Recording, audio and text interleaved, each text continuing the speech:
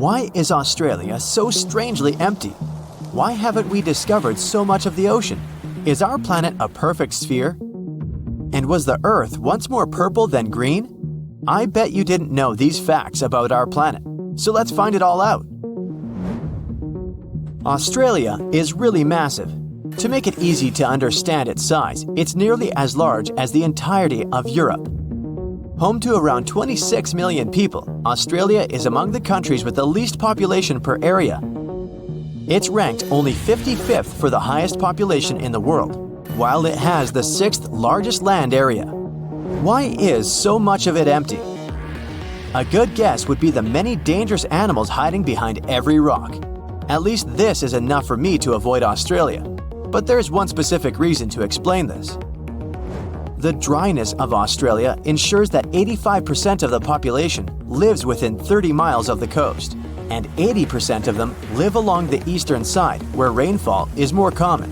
But although there is an overall lack of rainfall, only 20% of Australia is unlivable desert, and only 40% is considered not habitable by human standards.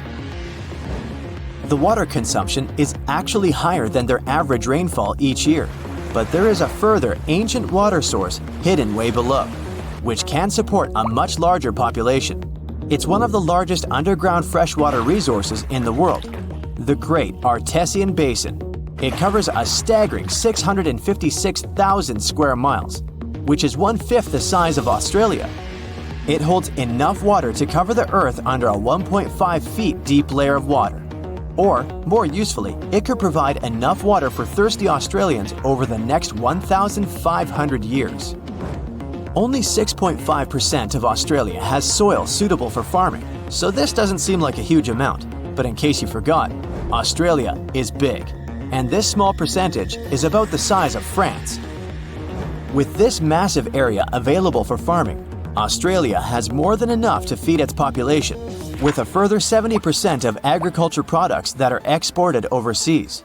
So, with plenty of land, food, and water, why are the population figures so low? A very slow migration process is the reason. First, only people from the United Kingdom lived there.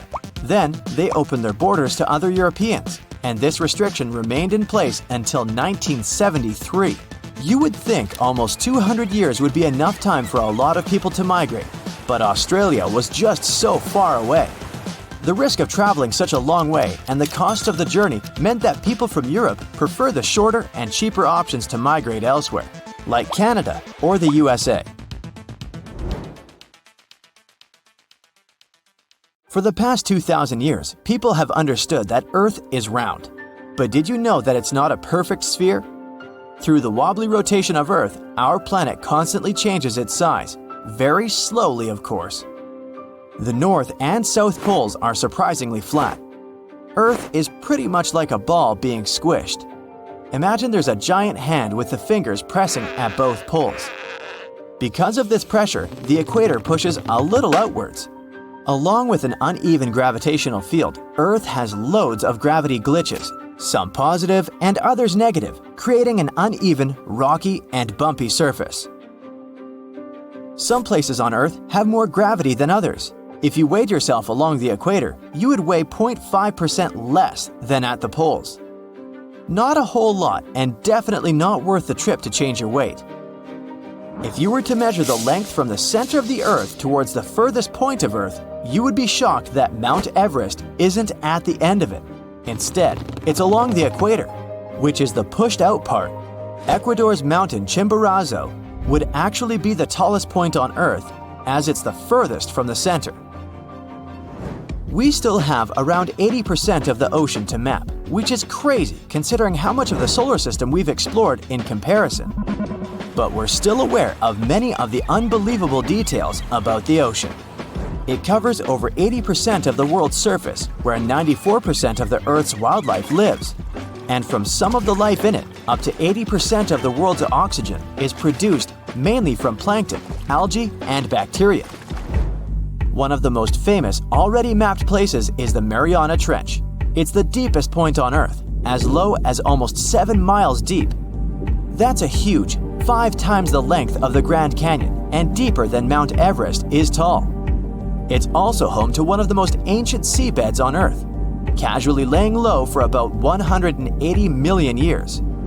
The pressure at the bottom is over 1,000 bars, but although this is 1,000 times more than normal pressure, life still flourishes here. Throughout the ocean, there is an estimated over 3 million shipwrecks lying in the murky depths. Countless artifacts sit there untouched, and there could be more than all the world's museums. The mid-ocean ridge is the longest in the world, reaching 40,000 miles. That's almost 10 times the size of the Andes, the longest mountain range on land. The sun is the reason behind the blue and aqua colors of the ocean. This color isn't from the reflection of the sky, though they are both blue for the same reason. The surface of our planet receives white light from the sun, and it absorbs the orange, red, and yellow light stronger. It doesn't absorb the blue light so much, so it returns to how we see it. Of course, this only occurs based on how pure the water is. If the water is full of mud or algae, they scatter the light and overpower the water's natural blueness. There are many factors that determine what color we see on our planet. Could you believe that the Earth was green before? Instead, it was purple. Chlorophyll in our atmosphere absorbs mainly blue and red wavelengths from the sun and reflects the green ones to what we see our planet as today. Long ago, ancient microbes called retinal dominated the Earth instead of chlorophyll. They absorbed green light and reflected red and violet light. Those microbes had a simpler structure, so they were easier to produce in the low oxygen environment of the early Earth. They provided our planet with a purplish color instead of green. But chlorophyll is more efficient, and as the Earth was developing, it eventually took over. Imagine that billions of years ago, faraway observers could see our home as a small purple dot. I wonder if we could have also been purple. Probably not. The biggest tree on Earth is a giant sequoia named General Sherman. It stands over 280 feet, almost reaching the height of a 26-story building. They believe it to be 2,700 years old, with a circumference of 1,000 inches. Its weight is a staggering 1,800 tons. That's heavy, but it isn't the heaviest living thing on Earth. In Utah, a huge grove of trees called Pando works like a single colony of trees. The massive root system connects all of them together with up to 47,000 stems. It weighs up to 6,000 tons and is 80,000 years old. It makes it the oldest living thing known to humans. Now, what about the biggest area of one being? Off the coast of Western Australia, a seaweed grows to an unthinkable size. The Poseidon's ribbon weed has been growing for 4,500 years, spreading underground clone shoots. It's all connected and shares the same DNA with most of its shoots. It covers a massive 77 square miles, the same size as 28,000 soccer fields, or the size of Nebraska. And it won't stop there either, as it continues to grow by 2 feet each year. It's hard to even picture the scale of these enormous beings. Now, just imagine if they were all purple. A mega drought might hit Australia soon, and this isn't just about a couple of dry seasons. We're talking about 20 years of little or no rain. While Australia could be facing the longest and most devastating drought since official records began, the rest of the world might struggle to buy bread, flour, or cereals. Energy prices are likely to spike globally, and neighboring countries like New Zealand, Indonesia, and Malaysia must be prepared to receive Australians directly affected by the lack of water. To truly understand how severe this situation could become, we should first examine past disasters. First off, Australia is no stranger to droughts, and this phenomenon can happen across their entire territory. From 2017 to 2019, the southeast part of the country went through what they call the tinderbox drought. This was a severe bone-dry event where the cooler months saw only about half the usual rainfall. Parts of Australia became so dry that wildfires were a constant threat. Crops failed, and water was scarce. This drought was also thought to have contributed to the Black Summer fire disaster. By the end of 2019, bushfires were raging across the country on a scale never seen before. with people describing them as rivers of lava flowing down from treetops. The losses were staggering. The tourist industry alone took a hit of $2.8 billion, and over 7,000 jobs disappeared as a result of this difficult period. The tinderbox drought was a big reminder of what Australia might face in the future. That's why it's so important to understand what happened in the past to get a full picture of a possible 20-year mega-drought. But there is one problem. Even though droughts are relatively common in Australia, the rainfall data available until today isn't enough for researchers to predict the future, and our records only go back to around 1900. So experts decided to study tree rings to uncover missing environmental data. If you look at a tree stump, you'll notice concentric rings on its surface.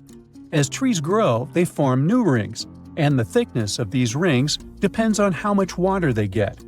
During a mega-drought, the rings appear thinner because the trees don't have much water. Unfortunately, these natural records usually only go back a few hundred years, and it only tells us about specific local conditions, not the situation across all of Australia. So, experts turn to computer models to simulate how Earth's climate changed from the year 850 to 2000. This approach helped them to paint a picture of when mega-droughts might have occurred in Australia and how to predict what might happen in the future. But what they were really interested in was whether the human factor might be making this scenario worse over the years and if we are somehow intensifying these dry periods. So, are we to blame for these mega-droughts? The short answer is, we're not sure yet. On one hand, dry periods in Australia do seem to last longer than they did before factories and machines became common. On the other hand, they don't seem to be getting more intense or happening more often than before industrial times. This means a drought lasting 20 years might not be directly linked to human activities. Actually, this kind of phenomenon is just a normal part of how rainfall changes in Australia over time. This is backed up by evidence from ice cores, which suggests that a 39-year drought hit eastern Australia around 800 years ago. What makes it all so fascinating is that there isn't just one cause for this phenomenon. I mean, there is no single mechanism that explains all cases of megadroughts. It happens because the right combination of ocean and atmospheric conditions come together, and you end up with a drought. And just by random chance, you might have periods where there are 100-year-long droughts. Despite what many people think, megadroughts are not geographically isolated. They have occurred on every continent except Antarctica over the past 2,000 years, and are often linked to natural events. For instance, megadroughts in North America and Southwest South America were driven by El Niño, where the Pacific Ocean near the equator gets warmer than usual, disturbing normal weather patterns. They are not rare events either. In fact, the U.S. Southwest has been experiencing a megadrought since 2000. It's being considered the driest period in 1,200 years for the region. Major reservoirs like Lake Mead and Lake Powell are at low levels. Heat waves are hitting cities like Phoenix and Las Vegas harder than ever, and wildfires are happening more frequently as the land gets drier. Now, let's think about the future. Even though we have a very recent and concrete example from the U.S., research can't exactly predict how a 20-year megadrought would play out in Australia. Usually, such events show up mainly as reduced rainfall and snowfall. But in most areas, the increase in drought risk will be caused by a warmer, more arid atmosphere. So the ground will probably look parched and cracked, rivers and lakes will likely shrink, and the sky will be relentlessly clear and blue, with barely a cloud in sight. Farmers might struggle to grow crops, making grocery prices rise worldwide. Things like bread, flour, and cereals may become scarcer, as Australia supplies about 13% of global wheat exports. Coal mines might be affected, as they depend on water for extraction, washing, and processing. That might drive up power costs for industries around the world, which could be passed on to consumers, impacting global growth and inflation. As cities might face water shortages, Australians will likely find new ways to conserve every drop or maybe move to New Zealand or Southeast Asia. Now, you're probably thinking, when is this big event going to happen? Honestly, it's really hard to predict exactly. Mega droughts can happen every 150 to 1,000 years, but experts think Australia should be ready for one to happen in the next 10 years or so. And this possibly should be taken seriously. This phenomenon has been known to contribute to the collapse of entire civilizations. Take the Akkadians of Mesopotamia, who built the world's first empire more than 4,000 years ago. Studies of moisture at the ruins of Akkadian cities suggest that they experienced a massive drought lasting 300 years, and this may have led to their collapse. A similar thing happened to the Assyrian Empire, which existed over 2,700 years ago, in what is now northern Iraq. For years, it was a real mystery why they left their capital of Nineveh and never returned. But recent studies of a stalagmite in the Cunaba cave revealed that the rise and fall of the empire coincided with a wet period followed by a 125-year-long mega-drought.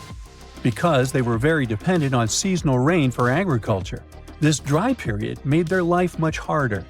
Even though experts now believe they probably left because of the dryness, the question of where they went is still a mystery. So, yep, mega-droughts may have played a role in the collapse of great civilizations in the past. But on the positive side, we've come a long way since then, and recent climate technologies can help us prepare for events like this. Now that we know a 20-year mega-drought is very much possible and might happen soon, Australia has some time to get ready for it. Developing strong water management plans to mitigate the severe impacts of a mega-drought is more than necessary, and it's also important to create community support networks to provide emotional and financial support to people, particularly farmers, who are more affected directly by this event. If initiatives like these emerge in the coming years, those 20 years of drought could be less intense than most people might expect. Ooh, from giant spiders to venomous snakes, we all get freaked out by Australian creatures. Yeah, me too. But newly discovered fossils show that things were way more dangerous 120 million years ago, when this land was completely ruled by massive razor-clawed megaraptors. Yeah, I'm glad I wasn't around then. These dinosaurs were about 26 feet long and walked on two legs, just like the famous T-Rex. They were fast, fierce hunters, with a superpower: their hug. Yep, their massive, muscular forearms had huge curved claws, perfect for grabbing and holding onto prey. Uh-oh. They would wrap their arms around their poor victims, just like a hug, and trap them with no chance of escape. And even though their teeth were quite small, they were still sharp enough to rip through flesh. The first time we heard about megaraptors was in the late 90s, when a paleontologist discovered their fossils in the region of Patagonia, Argentina. Since then, no one has ever found a complete skeleton, only fragments. But probably the most important one yet was uncovered in Australia at the beginning of this year. Researchers were exploring Victoria's stunning coastline when they stumbled upon megaraptor fossils. First, they spotted bones from its lower legs and a few vertebrae washed up on the beach.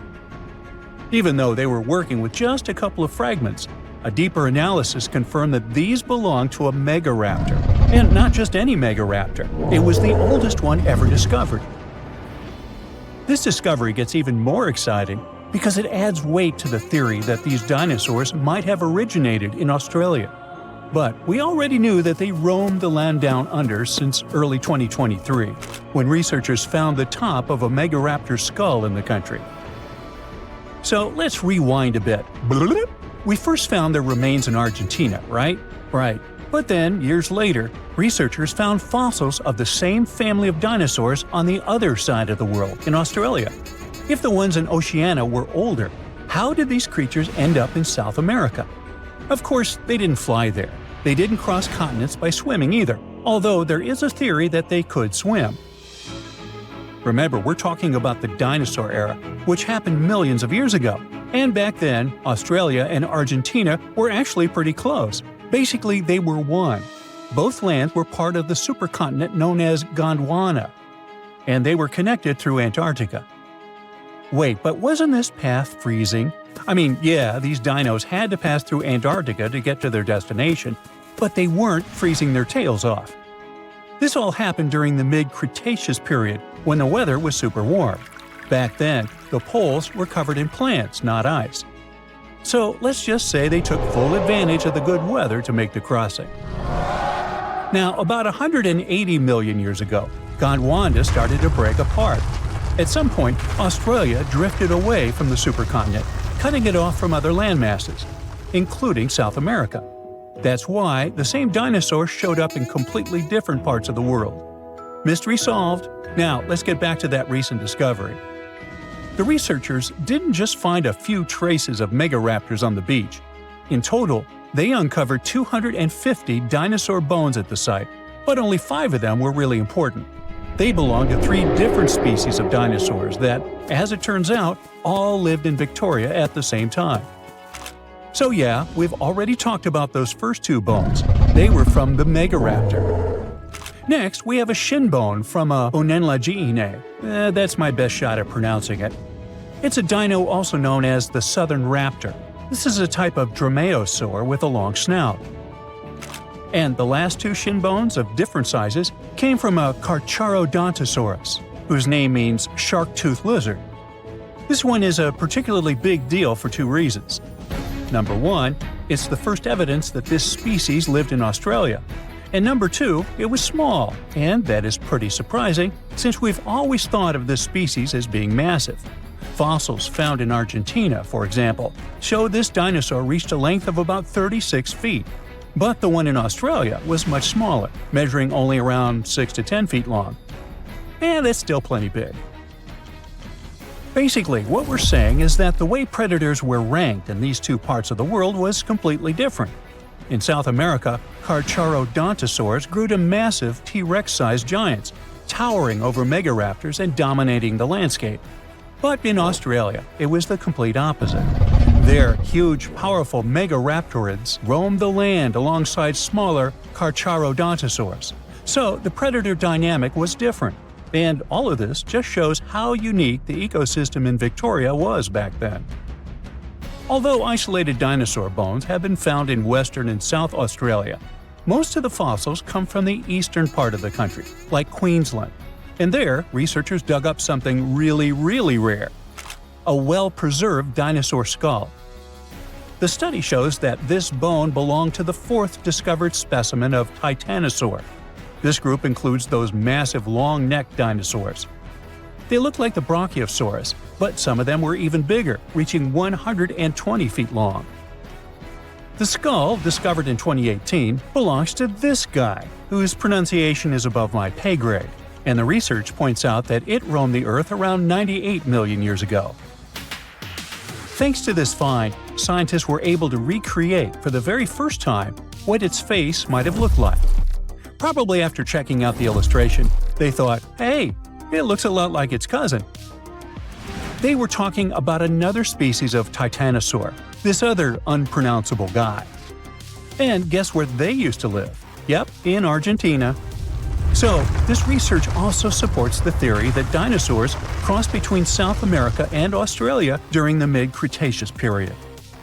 Now, this wasn't the only secret buried in Queensland, though.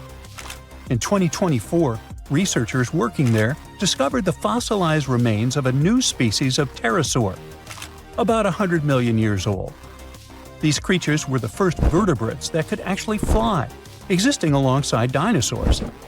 They were massive, powerful predators, with wingspans of up to 36 feet.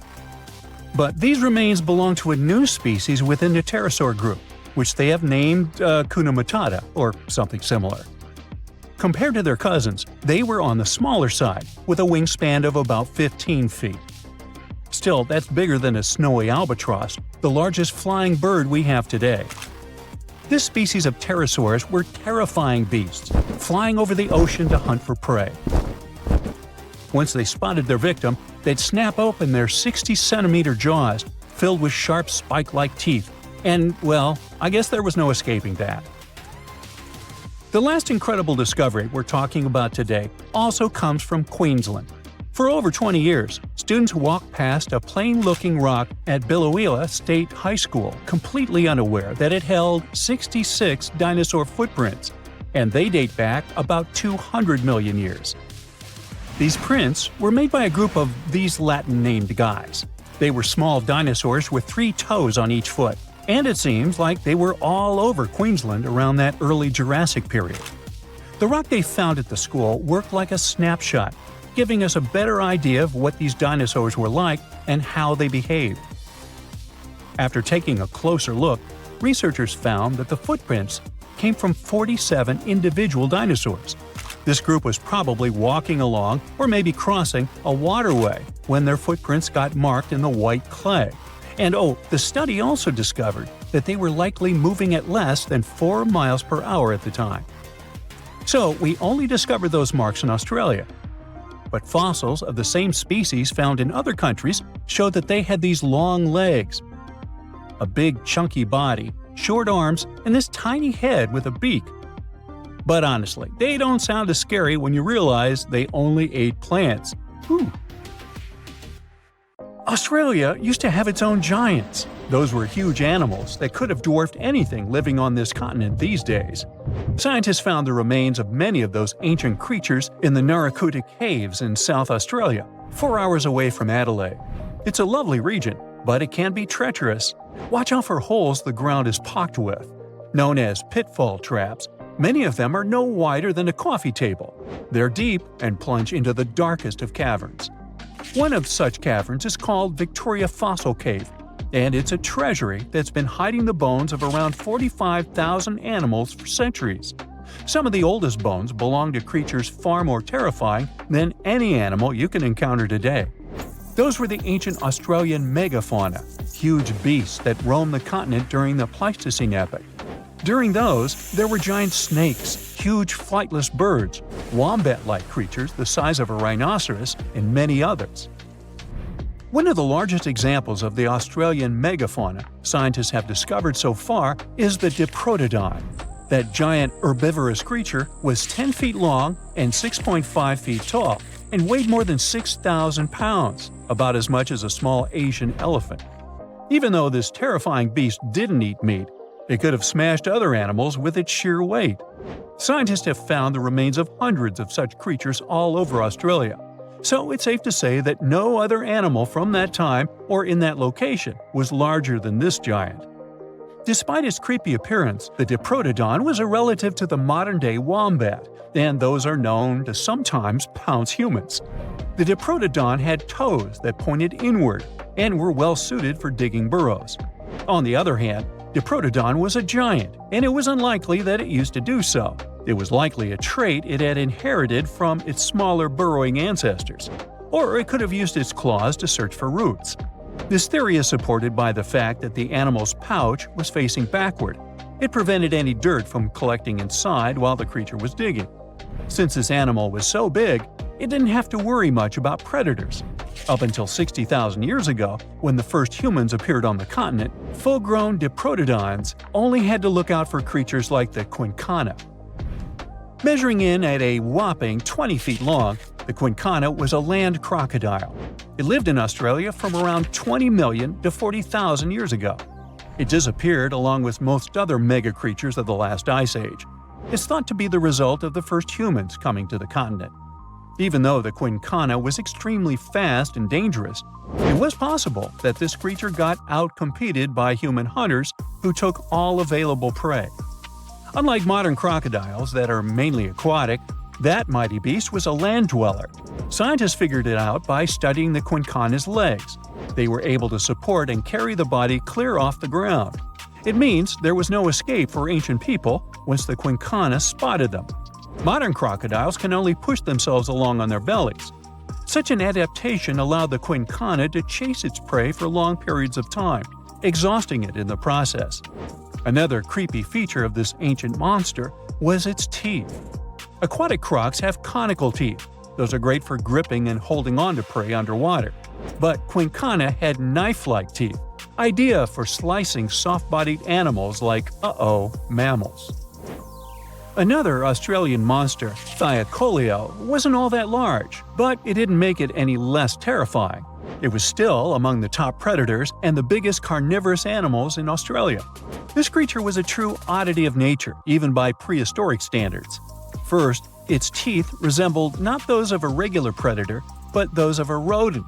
Its front incisors were enlarged, taking the place of canines. Premolars were also shaped like blades. They were used for cutting flesh and bone. At first, scientists thought that Thylacoleo used those teeth to eat nuts and fruits. But later, a study showed that the use of such teeth was better suited on necks and spines. Uh-oh. The jaws of this ancient creature were immensely powerful. A 220-pound Thylacoleo had a bite force similar to that of a present-day 550-pound lion. It means that the animal could easily bring down prey much larger than itself. Then there was Thylacoleo's tail. It had strong muscles which provided the animal with the ability to use the tail as support when tackling large prey. The Thylacoleo had retractable claws, and this feature is very uncommon among marsupials.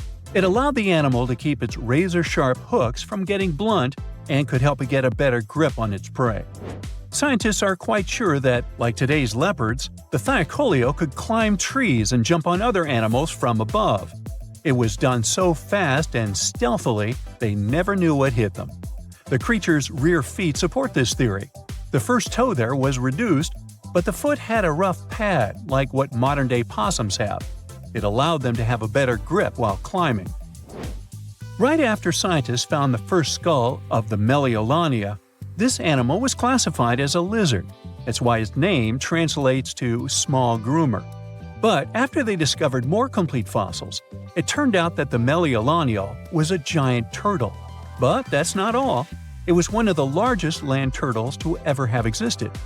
The main reason researchers initially believed the creature to be a lizard was the fact that its skull was adorned with a series of spikes. It's something the modern-day horned lizard can boast. But even after discovering the true nature of the Megalania, scientists still don't know how to properly catalog it.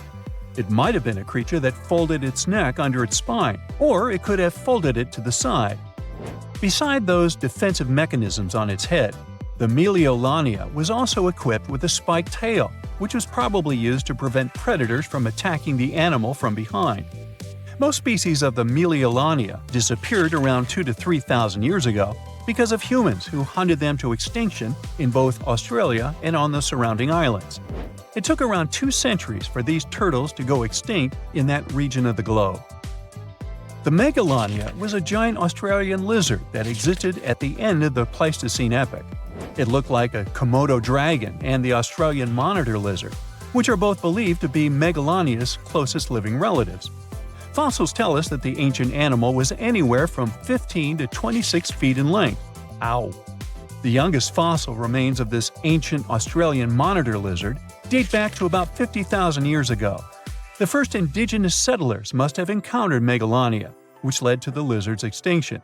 Originally, scientists thought that the Megalania was the only member of the genus Megalania, but these days it belongs to the genus Varanus, which means that the prehistoric creature is closely related to other Australian monitor lizards.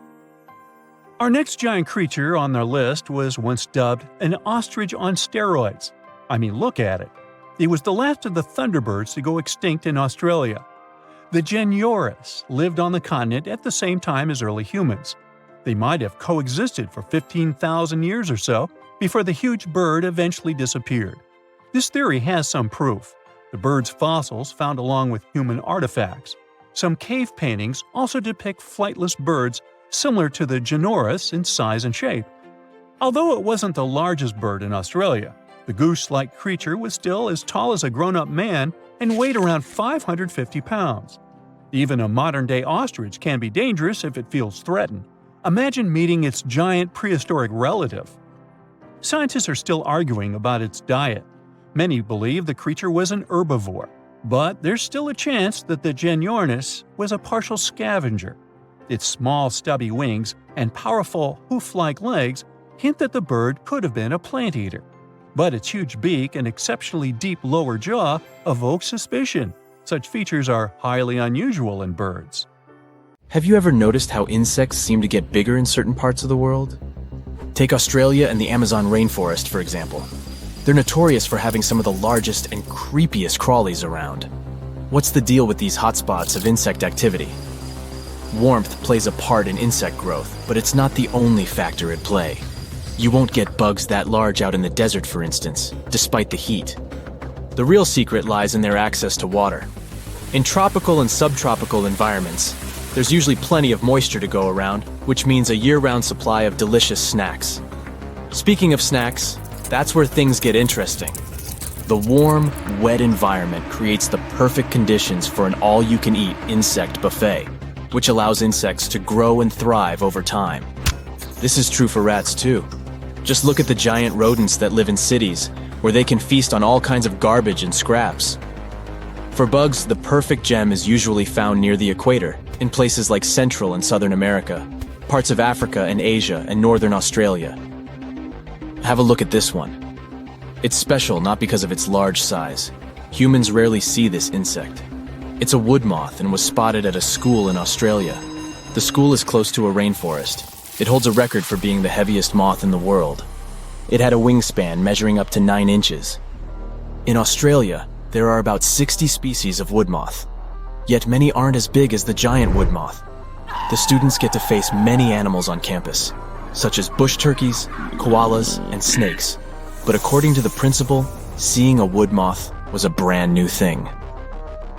When we start talking about insects in Australia, it's also hard not to mention spiders. They are impressively big.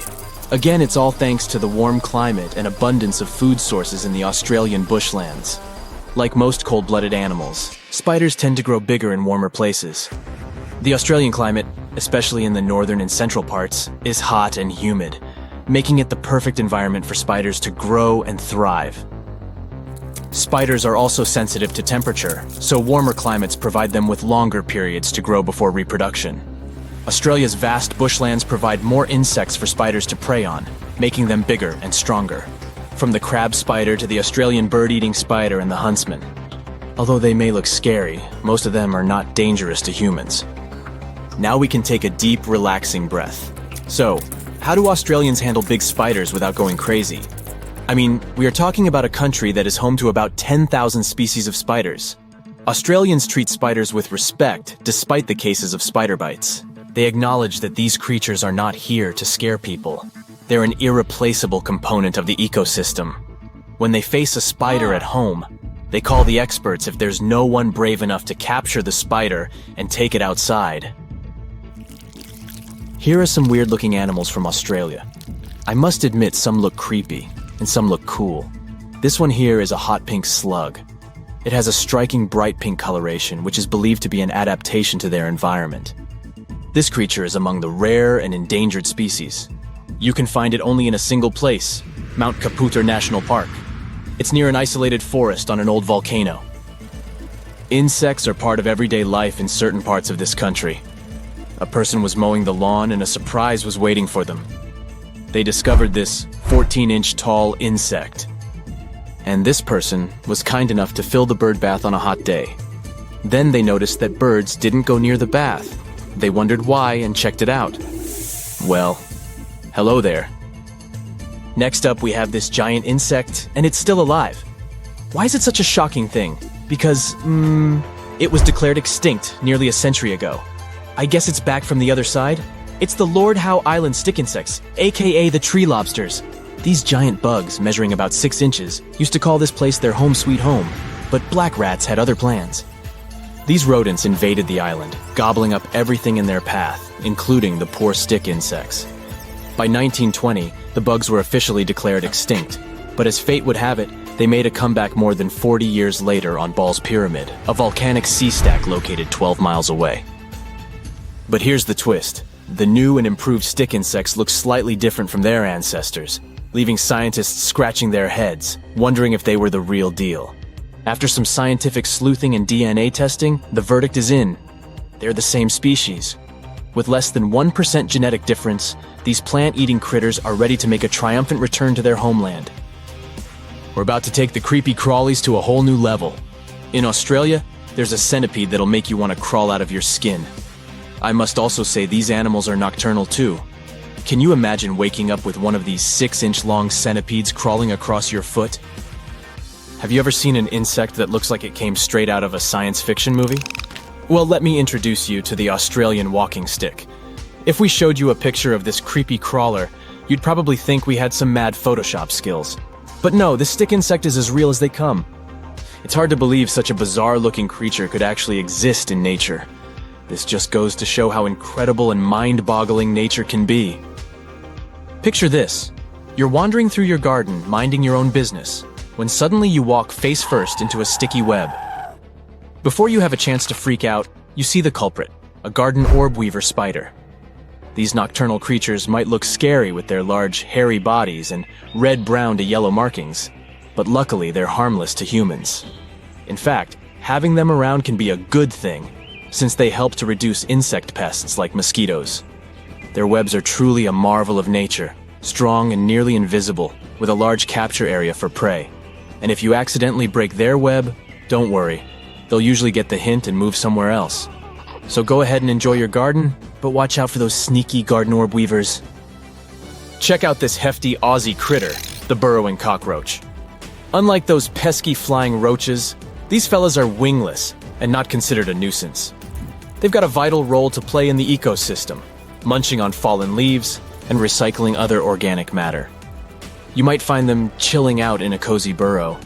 In fact, they're the only known cockroach with a permanent subterranean abode. These crawlies are practically celebrities in Brisbane, where they're even kept as pets. Our next subject is the Hercules moth. This little thing can only be found chillin' in New Guinea and northern Australia.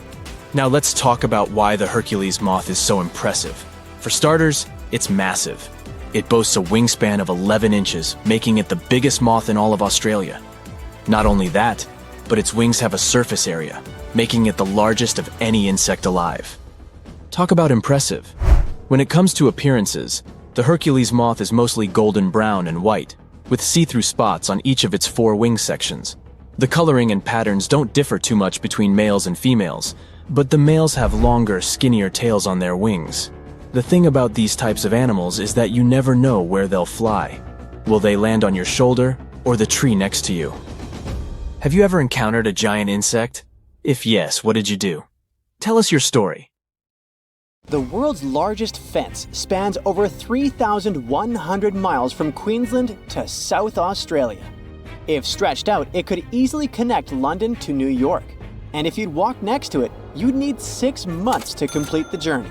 It wasn't built to safeguard the Australian border. Why would it, since Aussies are just surrounded by water? It wasn't meant to protect some important building either. Its purpose is to keep some animal species away from each other. It was back in the late 1800s when Australians started building parts of this fence.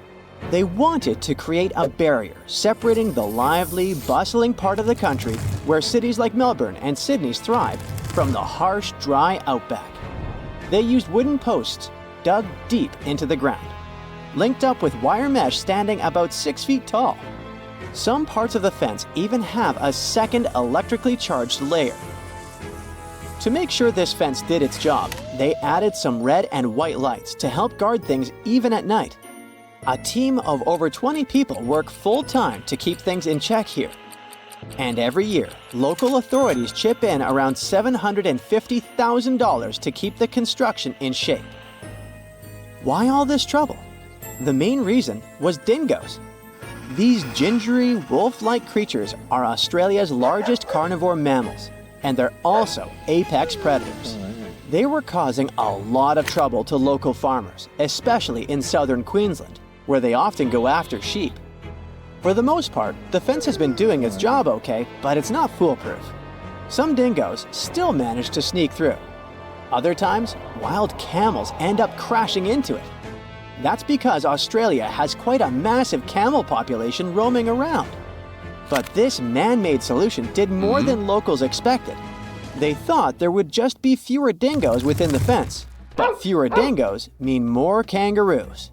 And more kangaroos mean more competition with the sheep for food. It's not just the bigger species feeling the squeeze. The smaller animals and the greenery also went through changes. With all this competition in a smaller space, locals noticed less diversity in the plant life and small animals. The soil became less nutritious over time, affecting plant growth.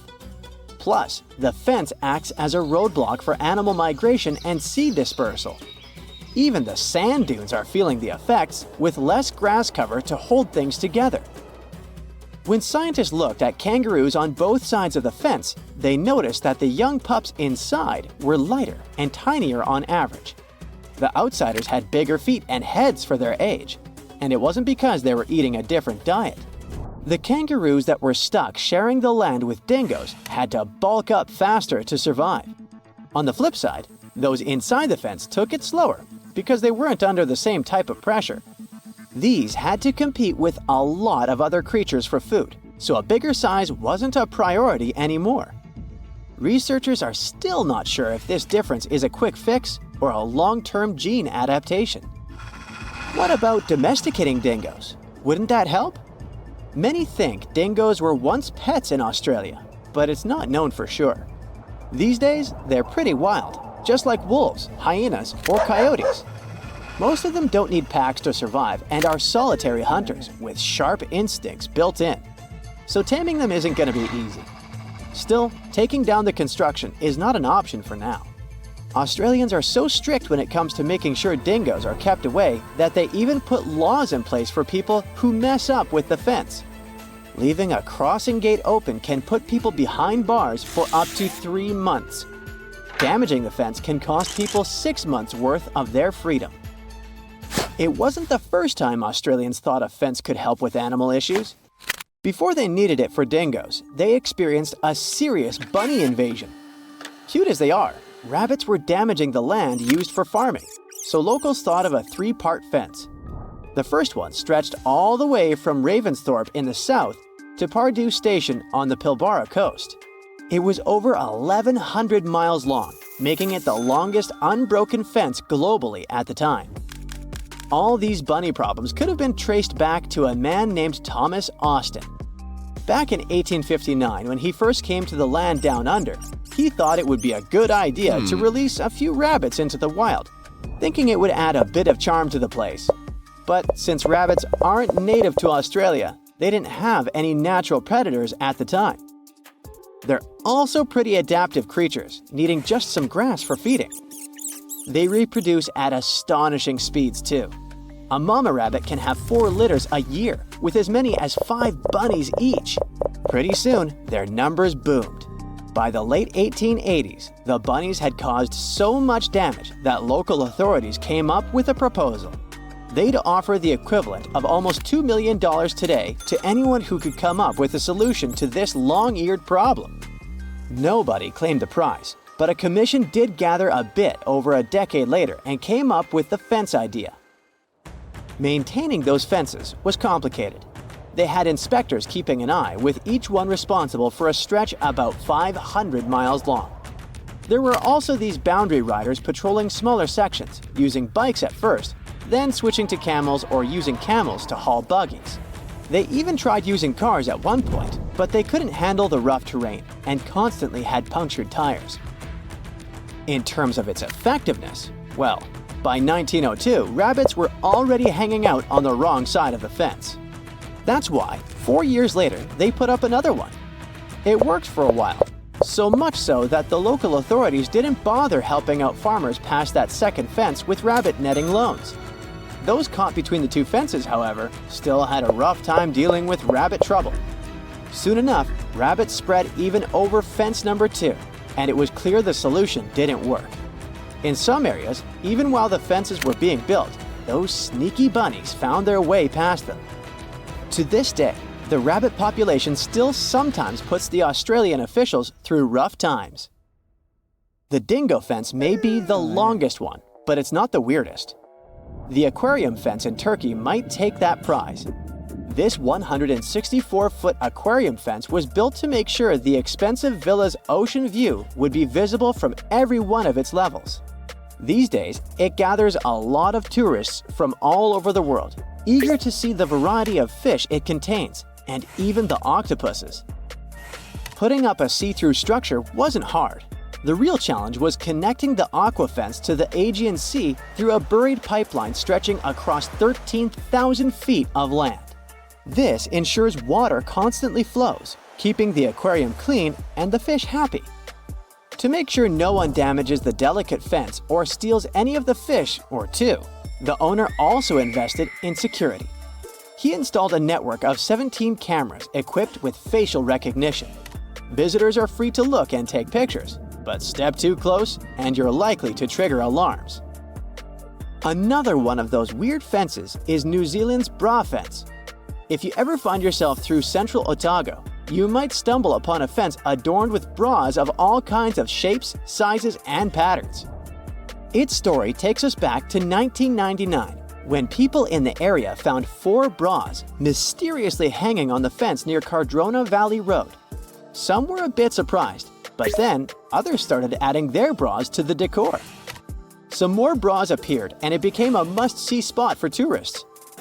Its popularity was so high that at times it caused traffic problems in the area.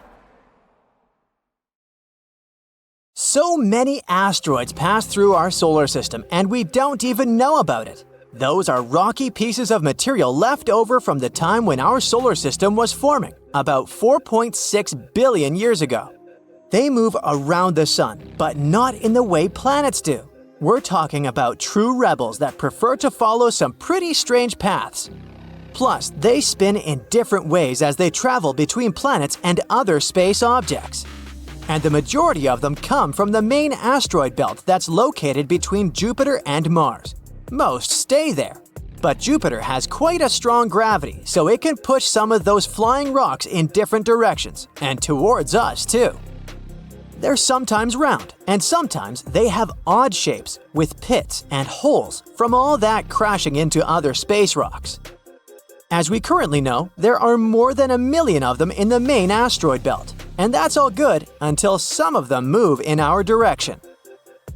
NASA keeps an eye on them, so we know everything's fine, at least for now. But that wasn't always the case with our beloved home planet. If Earth could talk, it would probably share so many crazy asteroid stories. We're talking about those space rocks that left impact craters we call domes. They have a specific shape with a raised center, similar to when you throw a pebble in a pond and see some water splashing upward. But we'll never be able to learn about many others.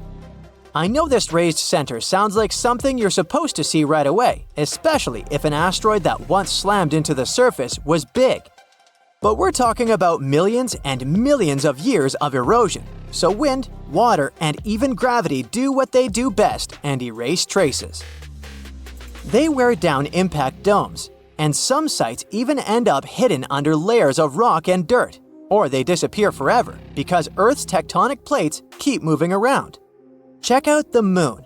It's experienced many collisions too, but over there, there's no ocean or tectonic plates moving around, or even wind to slowly, through millions of years, erase craters from its face.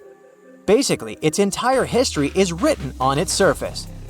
But Earth has its own forces that can erase such places as the Vedafort impact structure and the Chicxulub crater. You know, the famous one that wiped out the dinosaurs? Luckily, scientists have new methods to find ancient craters. They often focus on the mess impacts made, which means the materials they threw around.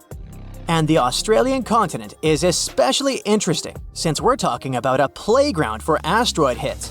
By that, I mean ancient supercontinent Gondwana that dominated the South hundreds of millions of years ago. Experts know about 38 impacts, plus they speculate about 43 more. Some structures are relatively small, while others are big and completely hidden. And recently, a scientist named Tony Yates has discovered strange underground magnetic patterns in New South Wales, Australia. Yay! New clues of a giant asteroid impact! And when I say giant, I really mean it. It's a structure 323 miles in diameter. This might be the largest impact site ever found. This spot is called the Deniliquin structure. Its magnetic patterns show characteristic ripples around the center, like when a rock hits the water. There are also fractures that go outward from the center. And it seems rocks from inside Earth ended up pushed into these fractures. That's a typical story for big asteroid impacts. This structure was probably located in eastern Gondwana hundreds of millions of years ago, way before it split into several continents, including Australia. At the moment, all we know about this crater is what we see on the surface. To find more information about this collision and get some proof, we'll have to drill into the ground. An asteroid this big is definitely not a joke. It could have caused a massive ice age and maybe even wiped out around 85% of species, even more than the asteroid that ended dinosaurs. In 4.5 billion years, which is how long our planet has existed, it's been punched by hundreds of big asteroids. But that doesn't mean every space rock that enters our atmosphere really makes it all the way to the ground. Most of those that manage to pass the atmosphere are relatively small, for instance, 3 feet across. That's good for us because any space rock that's less than 82 feet in diameter most likely won't make it past our planet's atmosphere. Since these space rocks come towards us very fast, they heat up the gases in the atmosphere, which burns them away. By the way, once cosmic intruders enter our atmosphere, they turn into meteors. And in most cases, they don't cause much damage, if any, as they fall down. But we used to have way larger things flying around and crashing into Earth. At least 190 of them have left scars you can still see today. One of the really big ones is in South Africa. It's 99 miles wide. It's actually the largest. At least that's what scientists think at the moment because they still need to check as many details as possible about this new crater in Australia. This one in South Africa formed about 2 billion years ago, and an asteroid that created it was probably larger than the one that had wiped dinosaurs away. And when an asteroid is bigger than 0.6 miles, it can have really big effects across the world. This impact was so strong that it could have caused fires everywhere and thrown lots of dust into the air. And when you have so much dust in the atmosphere, the climate on the planet can change for months or even years. Then we also have the most popular asteroid that made a giant hole we today call the Chicxulub crater.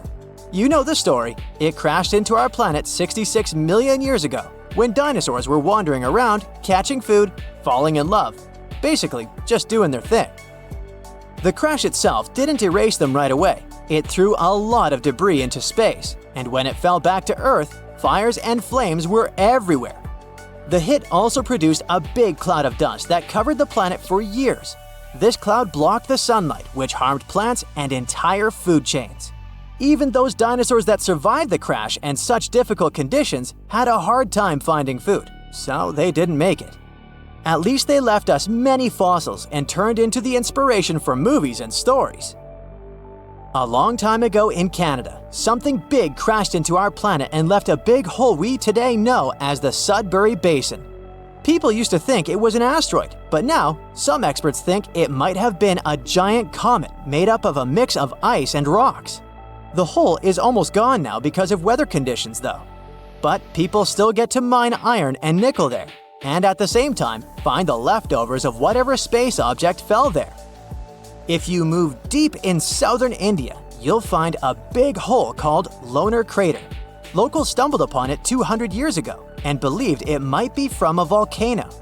But now we know it's a trace from a meteor that crashed into the ground about 35 to 50,000 years ago. What's so special about this crater is that it's the only one known to have formed in a type of rock called basalt. Around the crater, there are hills covered in trees, and animals like peafowls and gazelles live there. Birds also like to visit the lake near the crater during the winter. And the lake itself is quite interesting too. It can turn pink because of all those tiny organisms that live there. But this color change doesn't last long. You're driving around with your friend Annie in the wild Australian outback. The sun is scorching hot, but you see a mob of cute kangaroos hopping around. You stop the car and you get out to film them with your friends. You even go live to impress your friends and followers. Suddenly, one of the kangaroos leaps towards you at full velocity, ready to swing. Alright, let's freeze right here for a second before you or your friend get hurt. Kangaroos have extremely powerful legs and can jump around 30 feet in the air. Those strong legs can let them hop at speeds of up to 30 miles per hour, faster than any average human. So if you're thinking of outrunning a mob of angry kangaroos or a single kangaroo, then don't. They'll chase after you and knock you down before you even reach your top speed. Their tails are strong and sometimes act like a fifth limb when they're grazing in a field. Kangaroos generally eat grass like cows, but also feast on shrubs, moss, and even fungi. Their tails are essential for keeping balance. They can stand as tall as 6 feet, with their tail making up half of that. Back to you guys. The kangaroo is only a few feet away from you. The first thing you have to do is protect your body. Turn it sideways and extend your arm out. Make sure your head is out of reach. Their paws have very sharp claws, so you don't want them laying any jabs on you, especially your head. They kick with both feet, which means they rest their body on their tails and extend both legs to push kick their aggressors, aka Annie and you. Their feet are huge, which makes them even more dangerous. Well, time is still frozen, so you and Annie get into position and are ready for the kangaroo attack. And action! The kangaroo stands face to face with you like a boxer in a ring. It moves closer, but you're in the correct position to reduce damage from your end as much as you can. Even though you know how to defend yourself, facing off with a 6-foot kangaroo isn't the best idea. The best you can do is slowly back away without startling it. Don't turn your back on it, you might get a surprise attack. If backing up doesn't help, let it know it's won this battle. Don't return any eye contact if you can. Cower yourself. You might have missed some warning signs while observing them from afar. The kangaroos weren't stomping their feet because they were excited to see you. They were telling you not to come any closer. When one of them hopped over to you, it stood high on its legs and flexed its muscles to show dominance. The biggest fail of all is that you pulled over while they were grazing peacefully. They thought of you as a threat and went into defensive mode. The mob has several joeys, or baby kangaroos, sticking their heads out of their mother's pouches. Female kangaroos have a pouch on their belly made of a fold of skin to house the babies. When they're first born, they're only the size of a grape, but then blossom to the giants that they are. Only after 10 months, joeys are old enough to move out of mom's pouch and hop on their own. So, you and Annie survived that confrontation for now. But what happens when you're face to face with a 40-foot kangaroo? I'm just kidding, we're keeping it real here. It would be super difficult to face off with a grizzly bear. The first thing you would need to know about grizzlies is that they're very cute when they're berry picking, or just scratching their backs on tree bark. But their dark side is scarier than a kangaroo's. You're having a little picnic with Annie when suddenly a grizzly bear approaches after smelling some yummy food. Don't panic, we'll freeze time here to give you a chance to think about what to do. In general, the best way to survive a grizzly attack is to avoid it altogether. Grizzlies are wanderers, always looking for the best spots to find some food. Their sense of smell is impeccable, so its nose led the bear right to your picnic. The bear is very close to you. No need to panic. You should show the bear that you're just a visitor on its territory. Back away slowly while speaking in a low and calm tone. It needs to know that you're submitting to it, as it's the dominant creature in this encounter. There's a lot of tension when you're face to face with a bear, so don't turn your back and make a break for it. That will only let the bear chase you down, and you won't win in that race. They're faster than humans and can swim and climb trees, so unless you sprout some wings and fly away, do not try to outrun a grizzly bear. Next, you should avoid eye contact. Just like the cute and cuddly kangaroos, bears take it very seriously and watch your every move. They also consider direct eye contact as a sign of aggression, as if you want to challenge them. Grizzlies also like to play a game of chicken. They wait to see your moves and can even fake a charge to see how you're going to react. Either way, you have to stand your ground. If the bear lowers its head and protrudes its neck towards you, then it knows that it wants to charge right at you. Since we froze time for now, we can't know for sure what its next move is going to be. Let's jump back into action to see what it'll do, because you'll have to plan your next move depending on the bear's move. And action! The grizzly bear isn't showing any signs of aggression so far. It's just curious about the setting. Remember your training, no eye contact. Okay, the bear is showing some signs of aggression now, which means it could potentially attack you. Stand your ground, it's getting closer. The best thing to do in this scenario is to completely submit to it by laying face down on the ground, covering your head with your arms. Don't move. The bear might understand that you're submitting to it and walk away. Sometimes bears will stick around for a while before leaving you alone. Luckily, this bear only wanted the food from the picnic, so it grabs the sandwiches and runs away. You guys were lucky this time, but if the bear did attack you, you'd have to fight it off as much as you can. You can use any objects nearby to help you. It's best to aim for the most sensitive spots, like the bear's eyes and nose, with all your strength. What makes cougars stand out from other predators is that they're excellent stalkers. You're hiking in the forest, and you don't realize that you have an unwelcome guest along with you. Cougars will stalk you if they think you're good to eat and can pounce from out of nowhere, and if it knows it's the right time. These giant cats generally don't attack people, but who knows what's on their mind? The rule of thumb when face-to-face with a cougar is pretty much the same as with other animals. Stand your ground and don't run. Running will only trigger the cat, as it will outrun you for sure. These cats are strong and have very quick reflexes. Their claws are powerful and their bites are even worse. You don't want to be chased by one of these. Now that you're standing your ground, make yourself appear bigger than the cougar. That's right, raise your arms and puff out your chest. Always keep eye contact to try to assert dominance. You don't have to appear weaker or submissive to the cat, unlike when facing a grizzly or a kangaroo. On the contrary, you need to show that you're more powerful than it is. So don't cower down or break a sweat. It's watching your every move. The next steps really depend on the cougar. Let's resume, shall we? Okay, it's showing signs of aggressive behavior. It's a tough kitty, and it doesn't want to lose this game. If appearing tall doesn't do anything, then try waving your arms around and shout from the top of your lungs. If you can throw some rocks at it to scare it off, then it would be another plus for you. The kitty looks like it wants to attack. No matter what, stand your ground. After a while, the cougar submits and runs away. You won this encounter. Now, just because you got away with this doesn't mean you're good in the future. If the cougar did attack you, then your only option would be to fight back. Find some objects nearby to help you, and don't give up.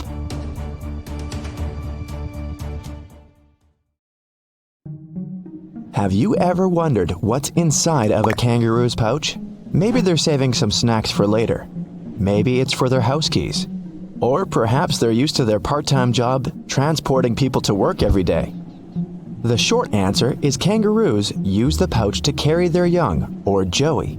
They need the bag because after a short gestation period of up to 36 days, the joey is born and crawls into the pouch for their continued development, where other mammals would not. Once he is born, it's the size of a jelly bean. Although he is deaf and blind, it has an acute sense of smell and finds its way into the warm and protected pouch. The joey will then attach itself to the mother to drink milk, where it receives nutrients, and from there it will live, grow, and develop for the outside world for the next 4 to 6 months. Once the joey develops enough, it can leave the pouch and stretch its legs to adapt to the world outside. But it will still go back to feed inside the pouch for a further 6 to 12 months. These time frames vary depending on the types of species of kangaroos. There are 4 different types. The red kangaroo, the largest of all the kangaroos and all terrestrial animals in Australia, is found throughout the mainland, though generally in deserts and open grasslands. Nicknamed the Big Red, it can stand as tall as 6 feet and weigh up to 200 pounds. The eastern grey is mainly typical of the eastern coasts. These are the second largest, with a height of 5 feet tall and a weight of up to 180 pounds. The Antilopean kangaroo, the smallest of the 4, is located in the far northern tropical regions. Their height reaches up to 4 feet tall, and they can weigh as much as 110 pounds. And lastly, you'll find the western grey in the southwestern and southern areas of the continent, weighing up to 120 pounds while standing up to 4 feet tall. Of all the different sizes, their most notable ability is to leap forward in a bouncing motion, covering vast distances. The Big Red can cover up to a staggering 30 feet in just one bounce. Although, what makes the kangaroo so unique isn't uncommon in Australia. They share evolutionary traits with other classifications of macropods. Wallabies, wallaroos, quokkas, and pademelons are distant cousins of the kangaroo, with several species in each classification. They all come in many different sizes and live in the unique areas that they've adapted to throughout Australia and New Guinea. Although marsupials were once more common throughout the rest of the world, it's unclear where they originated. The old fossils of marsupials were found in North America, but it is clear that the marsupials slowly made their way down under and came through South America, across Antarctica, until finally into Australia. Of course, we're keeping in mind that this was when the continents were all still attached. Once making it to Australia, they quickly adapted without competition from the other animals. Some other mammals made it to Australia around the same time. The bat family and the rodent family. It's not surprising that mites and rats had managed to make it to Australia before humans. Although Australia's climate would have been very different from what we know of it today, marsupials had adapted quickly to the changes. There has been some debate about the unique characteristics of the marsupial were better suited for the drastic changes in weather as opposed to other animals. The smaller gestation period allows their young to feed on milk a lot sooner. Marsupial milk has growth and immunity factors greater than other mammals' milk, which could be beneficial in a harsher environment, which is why marsupials are more prominent in Australia. The kangaroo has explicitly adapted over the ages. Their success in adaptation reflects on their current population of around 48 million throughout Australia, easily outnumbering the human population. Although their success is not entirely due to their unique traits, it's mainly due to the lack of predators. The dingo. The mammal migrated to Australia approximately 8,000 years ago, but their numbers are controlled around most of Australia.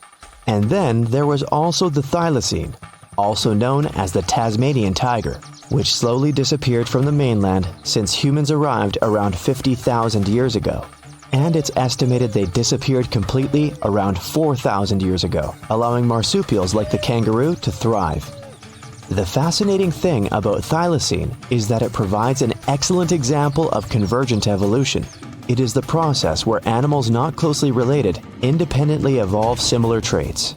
The thylacine and the gray wolf come from entirely different parts of the planet and only share a common ancestor that existed at least 160 million years ago, yet they evolved similarly. Other marsupials fit the category of convergent evolution. The marsupial sugar glider, which is like the placental flying squirrel, the hopping mouse, which is like the North American kangaroo rat.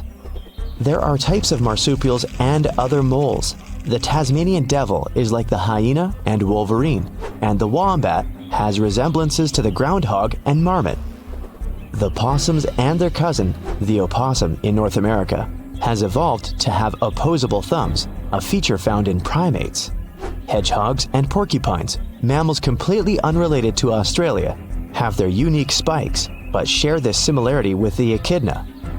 The echidna is another mammal altogether and not a marsupial. It is of the monotreme order. The echidna is one of the only two left in the monotreme mammals. Unlike other mammals, monotremes don't produce live young, but lay eggs, of which their young, or puggle, hatches just 10 days after being laid. But like all other mammals, the puggle will drink milk from their mother.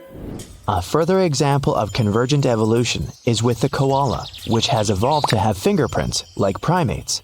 The koala has adapted through the warming of the weather in Australia. As the climate became drier, there was a distinct change in the fauna throughout the continent. Eucalyptus trees became more prominent as they more easily adapted to drier climates. Over 70% of native forestry in Australia is currently eucalyptus. The eucalyptus leaves, or gum leaves, are deficient in nutrition.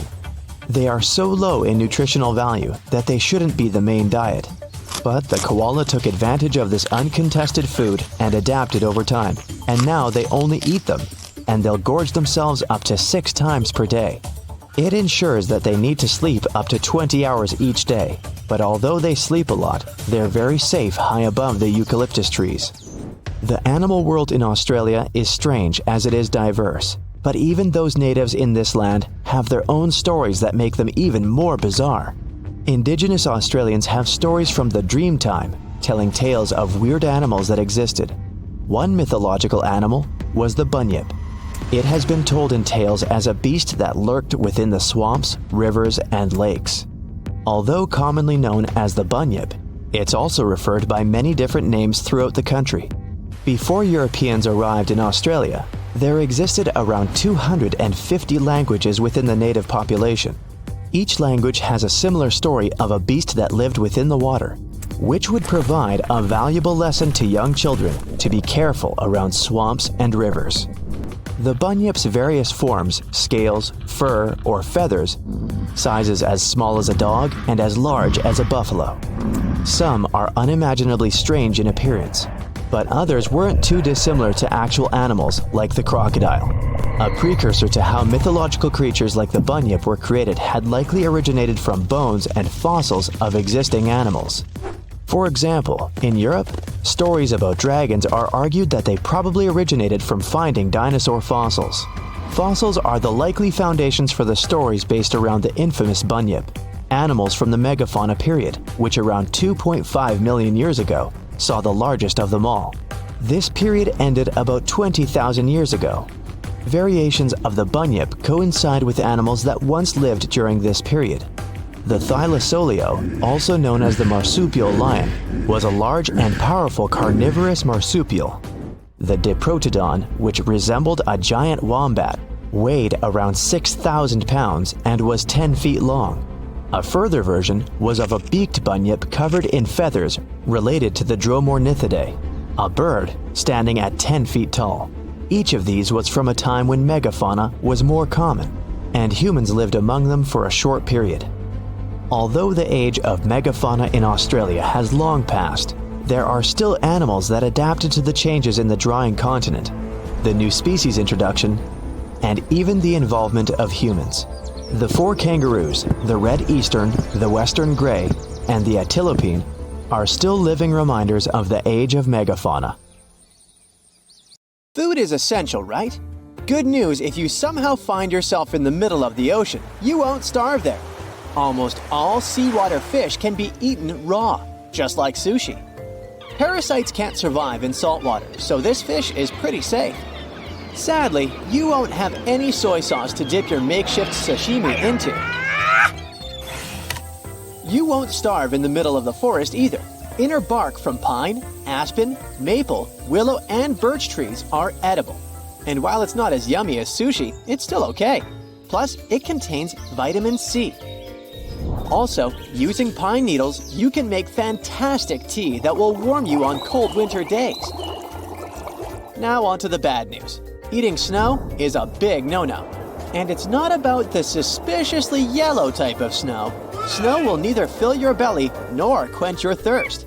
In fact, eating it can lower your body temperature, and your body will also need more water to melt the snow than the amount you will consume, making you even more dehydrated. Right, even if you look for food in your own kitchen, it can still be pretty risky. When making delicious pastries, keep the flour away from the fire because it is a highly flammable substance that can burst into flames in seconds. It is 35 times more flammable than coal, so make sure it's in a safe place. There's one more cooking tip you gotta know. If oil catches fire, don't try to put it out with water, it'll only make it worse. Instead, you should throw baking soda on it if the fire is small. And if it's a bigger one, use a fire extinguisher. You can also put a lid on the pan. The oxygen will soon run out and the fire can't survive without it. Imagine you're walking near a lake or a pond with your dog, and you see a kangaroo in the middle of the lake. Whatever you do, don't try to help it, and keep your dog on a leash. Kangaroos do this when they feel threatened by a predator. And when the unlucky predator enters the water, the kangaroo can drown the animal. It has been reported that many dogs have been hurt this way, so make sure your pooch and you are safe. Stay on the bank. Hiking is fun, but there are many dangers lurking in the forest. I bet you've seen people on TV telling to suck the venom out if you've been bitten by a snake. But that's a terrible thing to do. The thing is, it can introduce harmful bacteria to the wound. Instead, you should calm down, lie on the ground, adjust your position so that your wound is below your heart, and call emergency services immediately. Or your friends should rush you to the hospital. In emergency situations, you can start a fire using your reading glasses. Align them with the sun and point them at some easily flammable material, like dried grass. Soon, you'll see smoke. If the glasses don't have high magnification, you can add water to the lens to enhance the effect. Never run away from a cougar, and don't make eye contact. Looking the animal straight in the eye signals that you're up for a challenge. Instead, try to make yourself bigger. Spread your arms, puff your chest, and start yelling at the animal. Dangerous insects are everywhere. Before you put on your shoes, give them a good shake because you definitely don't want your toes to meet with a spider or a scorpion. Rattlesnakes are known for getting into sleeping bags on hot summer days. I mean, you can't blame them. Everyone wants to escape the heat. So before you get into one, make sure there are no wiggly creatures inside. Also, a campfire can keep the snake away. You've probably seen movies where bees attack one of the characters, and they jump into the water to get rid of the insects. While it may look plausible, the reality is very different. The bees will simply wait for you to run out of air and resurface. These guys are really smart. If you fall into a frozen lake and can't find your way up, go to the darkest spot in the ice, which is usually the hole you've fallen through. Snow and ice reflect light and are usually much brighter than an opening in the ice. After getting out, don't try to walk. Slide yourself away from the hole like seals do.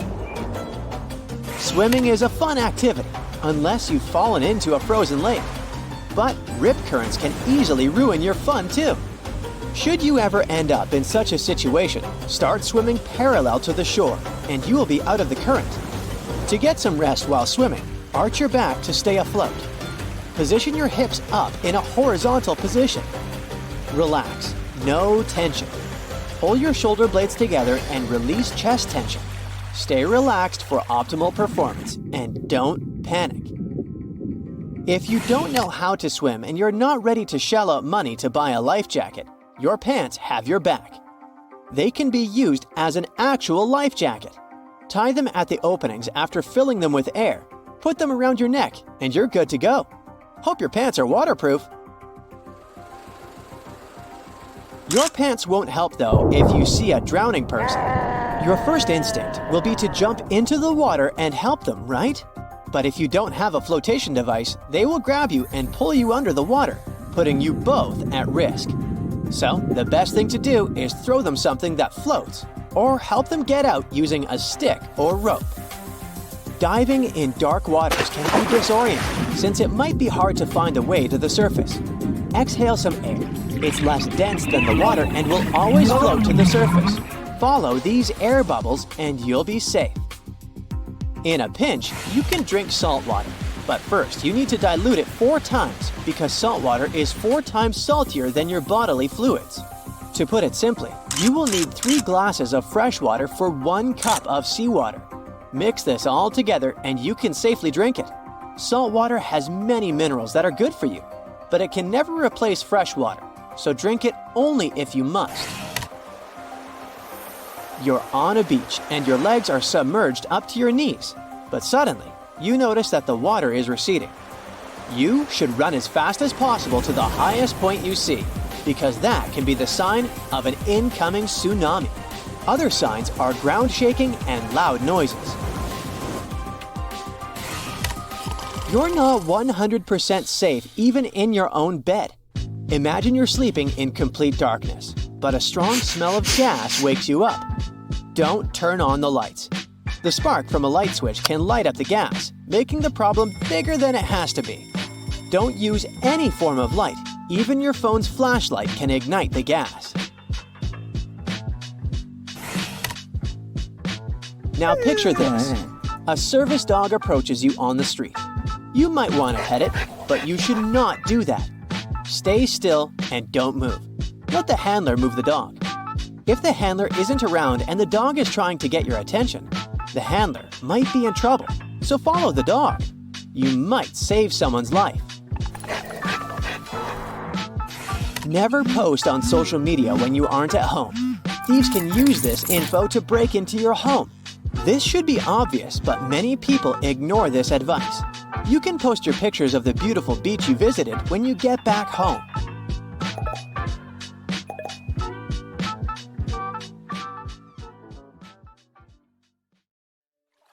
It was a regular dive in Australia's Great Barrier Reef for underwater photographer Christian Lane. He was taking photos of a group of male manta rays chasing a female one when suddenly he saw something that made him check if his camera strobes had been broken. There was a pink manta ray in his viewfinder.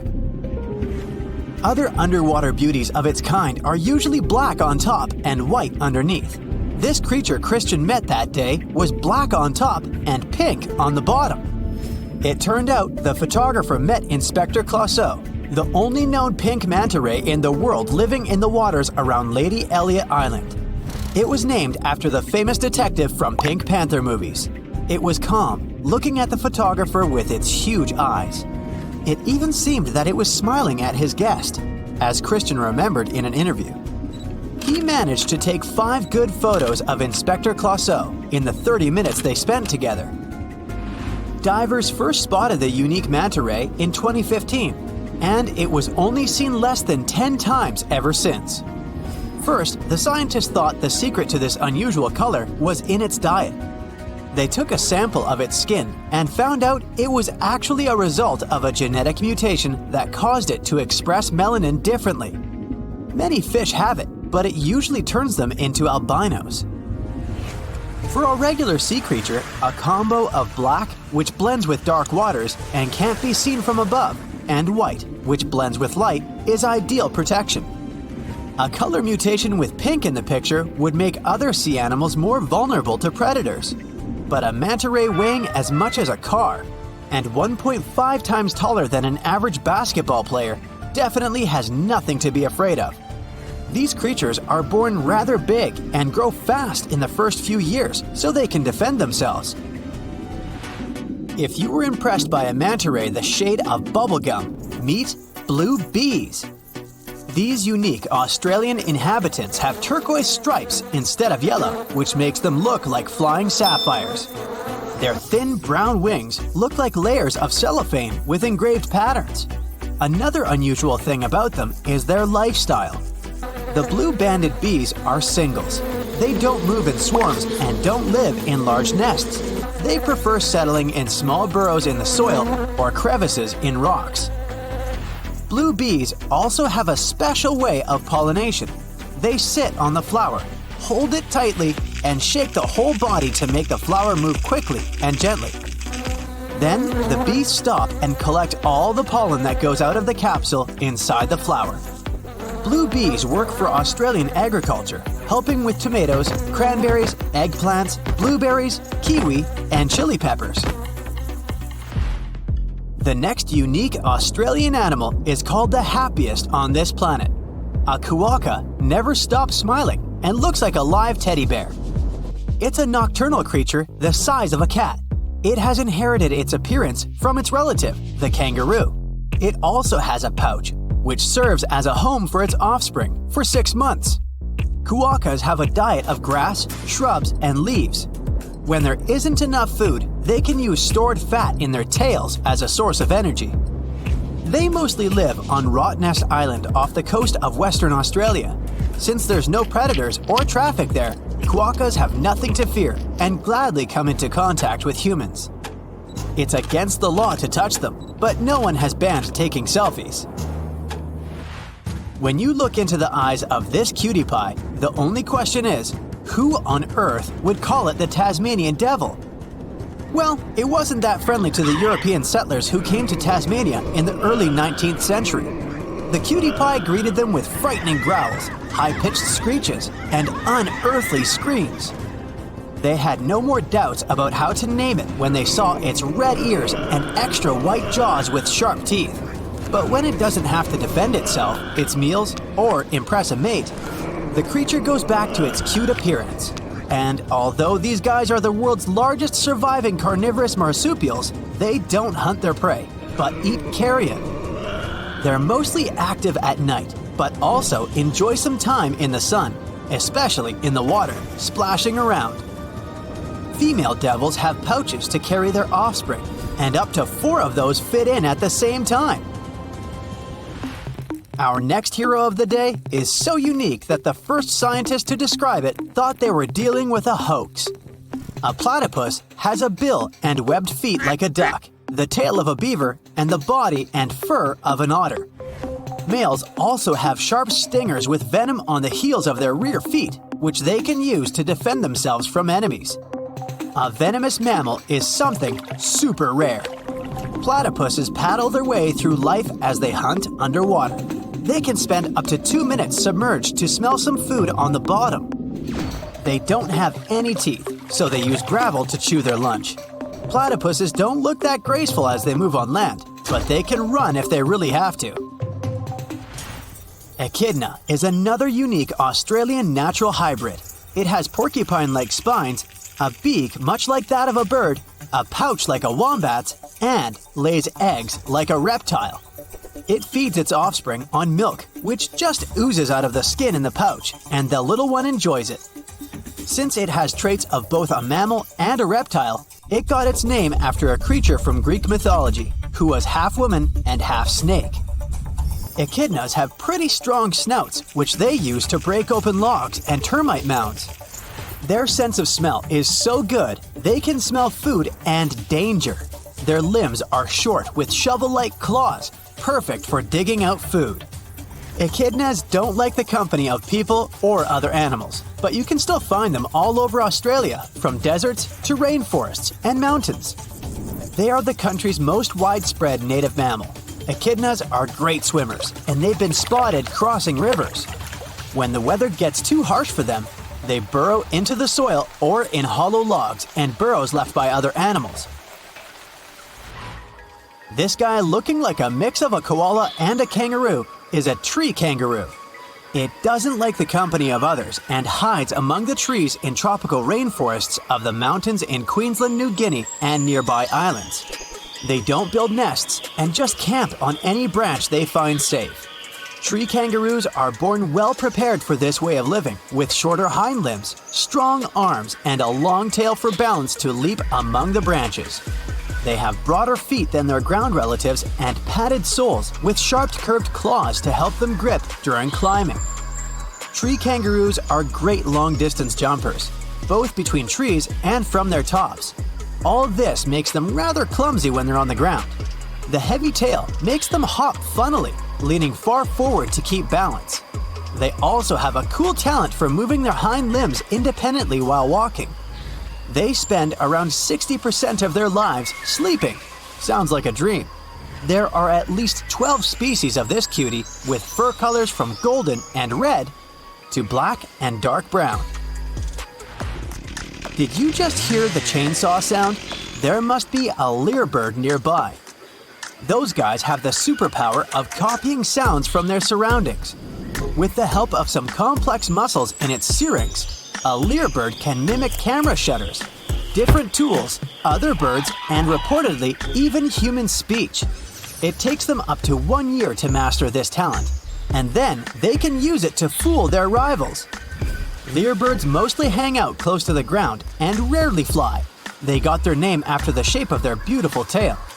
It's a great mating tool as it does look like a lyre when opened. When you first see this creature, it may seem to you that this is a flying sapphire. The blue-banded bee is as beautiful as this gem. These flying beetles have turquoise stripes instead of yellow. Their huge green eyes resemble emeralds. And their thin brown wings look like layers of cellophane with engraved patterns. Appearance is not the only thing that distinguishes them from ordinary bees. The blue-banded ones are singles. They don't move in swarms and don't live in large nests. These beetles like settling in small burrows in the soil or crevices in rocks. Another cool difference between our blue guys and ordinary bees is their unique way of pollination. Scientists call it buzz pollination. The blue bee sits on the flower, holds it tightly and begins to shake the whole body. It creates a series of small, fast vibrations. This way, the bee also shakes the flower, quickly and gently. These movements make the pollen move out of the anther. Then the bee stops and collects all this pollen. Some scientists think these bees prefer pollinating purple flowers. This helps the blue bees blend in with the plant and remain unnoticed by enemies. But this theory hasn't been proved yet. The blue-banded bees mainly inhabit the territory of Australia. They are an important element in the agriculture of this country.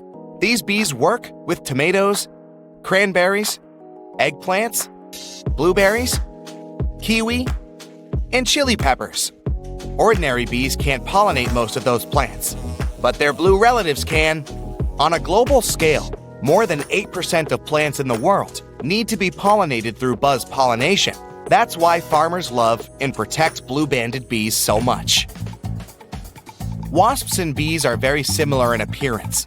Sometimes they can be difficult to tell apart, but their lifestyle is totally different. Bees are quiet beetles that spend all their time pollinating plants, collecting nectar from flowers, and making honey.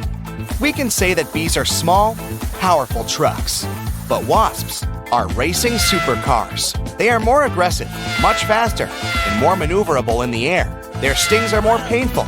Yes, they can also carry pollen from one plant to another and feed on nectar, but their main mission is to control the population of insect pests, such as aphids and some species of caterpillars.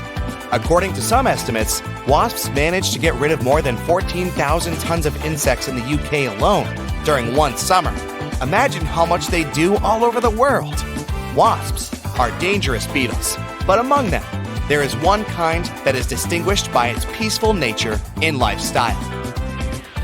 This is the mud dauber wasp. It also has a black and yellow coloring, but it looks more elegant. A swarm of regular wasps is controlled by the queen, but mud daubers are solitary creatures. They build a small nest of mud in which they live with their children. A mud dauber will bite only if it's in danger. Unlike other wasps, these insects only use their venom to paralyze spiders, flies, and caterpillars. Then, they bring them to their nest to feed their children. So don't be surprised if you see a large horde of paralyzed spiders inside the nest. There can be more than 500 bugs in one nest. When little wasps hatch from eggs, they immediately begin their feast. The most unfriendly wasp species is the hornet. They are also wasps, but bigger, angrier, and with an even more painful bite. Its bite is one of the most dangerous among all insects. This critter can grow to be the size of a thumb.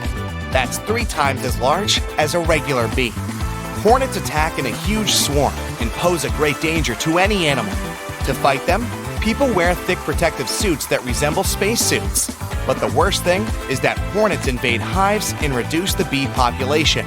This can lead to a catastrophe on a planetary scale, since bees pollinate more than half of all fruits, vegetables, grains, and nuts in the world.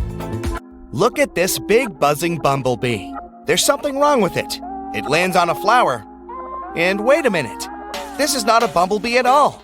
It's some kind of green-orange beautiful beetle. Oh, now it takes off and looks like a bumblebee again. Meet the pellucid hawk moth. Thanks to its color and transparent wings, it creates the illusion of a bumblebee. The wings of most insects serve for thermoregulation. They warm their body. Other insects have wings that help them fight enemies. A butterfly manages to look like a large creature, thanks to the pattern on its wings. Some insects communicate using vibrations created by their wings. Colored wings have many different purposes, but the pellucid hawk moth has transparent wings, and their main function is to avoid reflecting sunlight. These fast-moving transparent wings practically don't shine in the light and tone down the color of the beetle. Thanks to this, when the moth is flying, other insects perceive it as a bumblebee and are afraid to attack it. These bumblebee copycats are found in Africa, India, Southeast Asia, and Australia. At the beginning of life, they are bright green caterpillars that feed on coffee and pomegranate leaves. From afar, it may seem that a hamster is sitting on the trunk of a tree, but this is actually the southern flannel moth. It's large and covered with thick fur. Don't try and pet it if you don't want to go to a hospital. There are many poisonous thorns hidden inside this fur coat. Even a light prick can make you experience lots of unpleasant sensations. Other insects that pretend to be bees and wasps are hoverflies. They look like wasps, fly like wasps, and imitate a wasp's sting. But their coolest ability is copying bee buzzing. In reality, though, hoverflies are fragile, harmless creatures. Their ability to transform into bees is essential for their survival, and it works great. Many animals and insects are afraid to approach these skillful actors. But in the entire animal world, lyrebirds get the title of the most talented imitators. These small birds, with large, beautiful tails resembling a lyre, live in Australia. Imagine getting lost in a forest far away from a big city. Suddenly, you hear the sound of a chainsaw. You don't see people, but the sound is getting closer. Then you hear the clicking of a camera shutter. But there are no people with cameras around. Lyrebirds create all these sounds. Thanks to all the complex muscles of their syrinx, they can mimic the sound of almost anything. Some people heard these birds imitating human speech. Also, they are good forest designers. Female lyrebirds build domed nests on the ground, in stumps and caves. They usually lay one egg there and take care of the baby for the first 6 to 10 weeks. Let's go down from the sky to the ocean to see other tiny creatures. Meet blue-ringed octopus. This little guy looks so small and cute. Its bright neon color and blue rings are visible from afar. The octopus can easily fit in your palm, but it's better not to touch it. Meeting a great white shark may not be as dangerous as encountering this tiny creature. It's one of the most treacherous sea inhabitants in the world because of its venom. One bite can knock down a huge African elephant. The octopus is much more dangerous than a king cobra or a black widow spider because its bite often goes unnoticed. You may not feel or see when it stings you, and when you realize that something is wrong, it may be too late. Also, there's no antidote to the blue-ringed octopus's venom. The creature's salivary glands are home to bacteria that produce this venom. The same substance is found in the venom of pufferfish. When it enters the human body, it paralyzes the entire nervous system. The lungs stop contracting to supply the body with oxygen. The only good news is that this octopus is unlikely to attack first. The last recorded case when this creature charged at people was in the 60s. The blue-ringed octopus lives in the Pacific and Indian Oceans, from the coast of Japan to Australia. They spend most of their time in tide pools and coral reefs.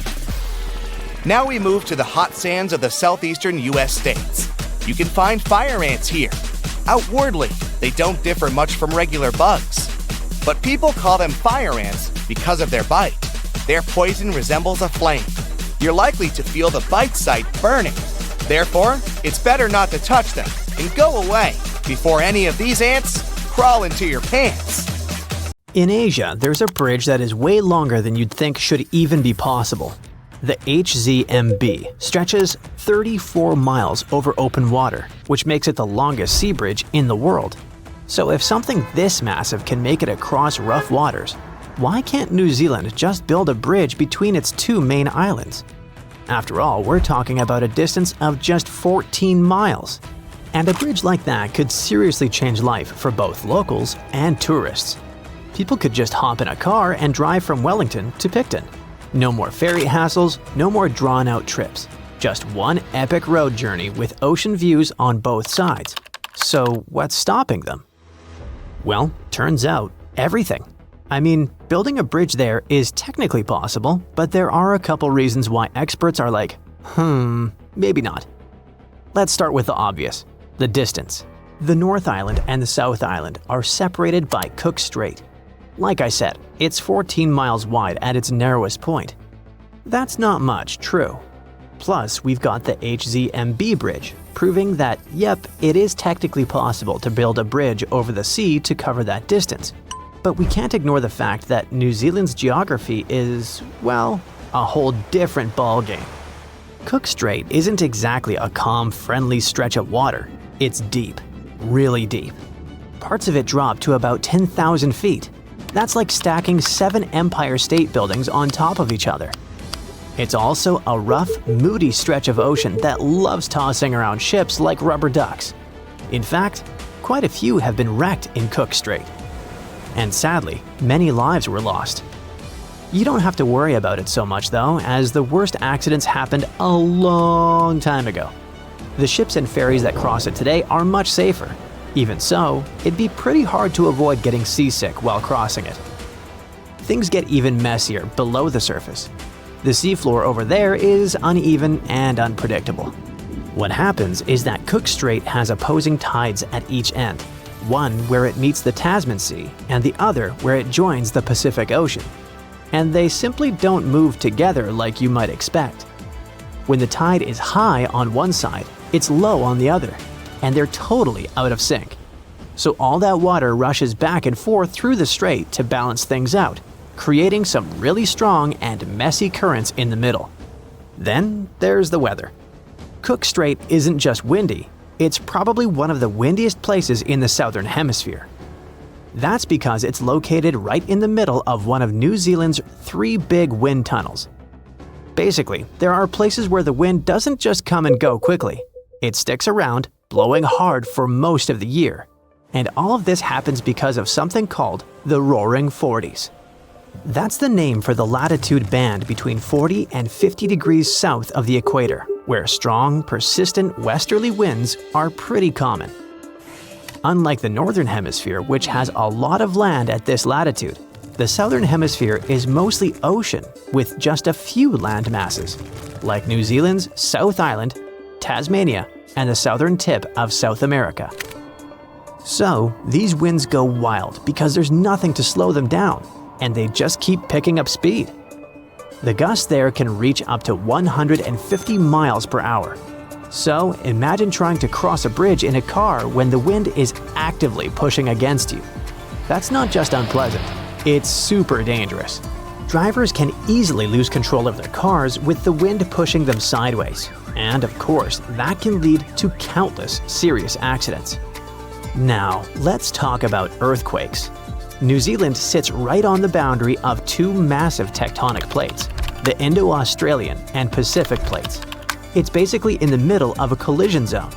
And about 14,000 earthquakes happen in and around the country every year. Of those, only about 200 are big enough to be felt. Still, building a massive bridge under these conditions would require some serious genius-level engineering. With all that in mind, we can safely say that the whole bridge idea is off the table. But how about an underwater tunnel? Yep, that could work. It could be a great solution actually. No wind, no bad weather, and no earthquakes to deal with. There are a bunch of other advantages too. First, it would dramatically reduce travel time, cutting down the 3 to 4 hour sailing trip between the North and South Islands. That same journey would probably only take about 40 minutes. Then people wouldn't have to stress about all the ferry cancellations and delays because of bad weather. And most importantly, it's doable. I mean, look at the Channel Tunnel. It's an undersea tunnel connecting southern England and northern France. Japan did something similar with the Seikan Tunnel, which connects the islands of Honshu and Hokkaido. They are both huge projects, serving pretty much the same purpose. So why on earth isn't New Zealand already building this tunnel? Well, for the same reason we don't all live in luxury treehouses with personal robots: money. Estimates vary, but some experts think a project like this could cost anywhere from $10 to $20 billion. To cover that kind of cost, they'd probably need to charge tolls for the next 100 years. And trust me, those tolls wouldn't be cheap. Other experts think it could actually cost more than that. Because you see, we have to consider all the extra infrastructure. The narrowest point of Cook Strait is between the North Island and Arapawa Island. That's one of the long, mountainous regions in the Marlborough Sounds, which is pretty remote. So it's not just about the cost of the bridge or tunnel itself, it's also the access roads, safety systems, maintenance, and evacuation plans. You can't just build a huge underwater tunnel and not plan for the occasional emergencies. And what would it actually be used for?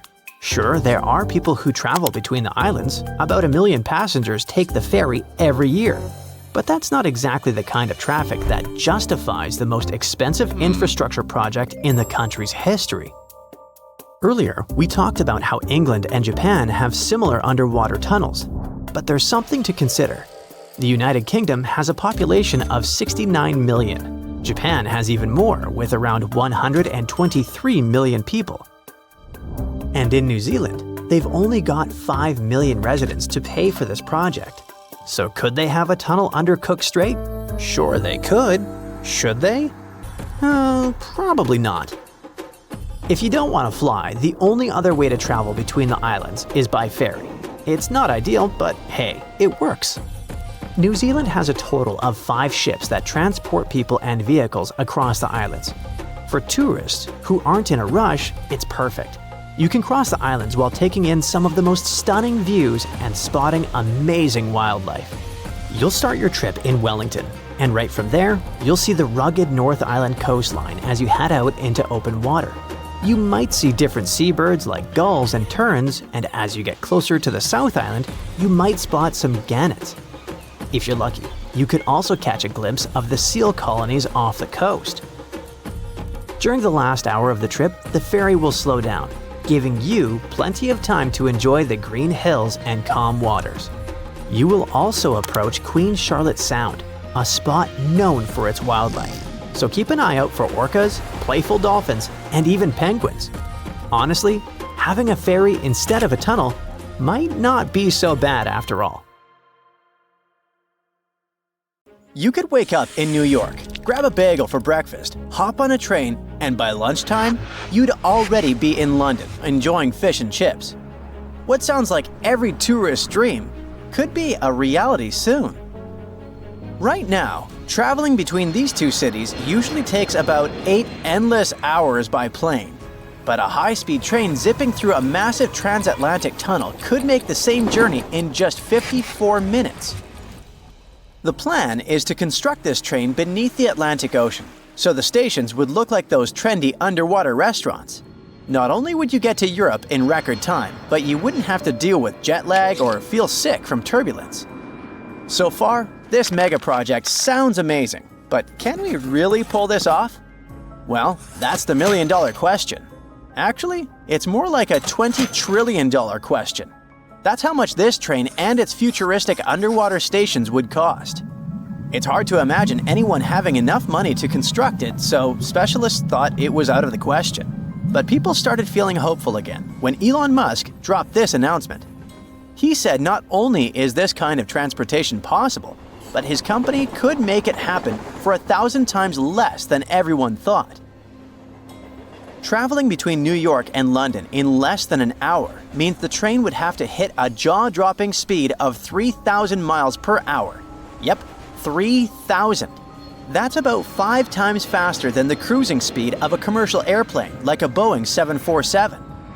So, how is this even possible? Well, it's not an average tunnel.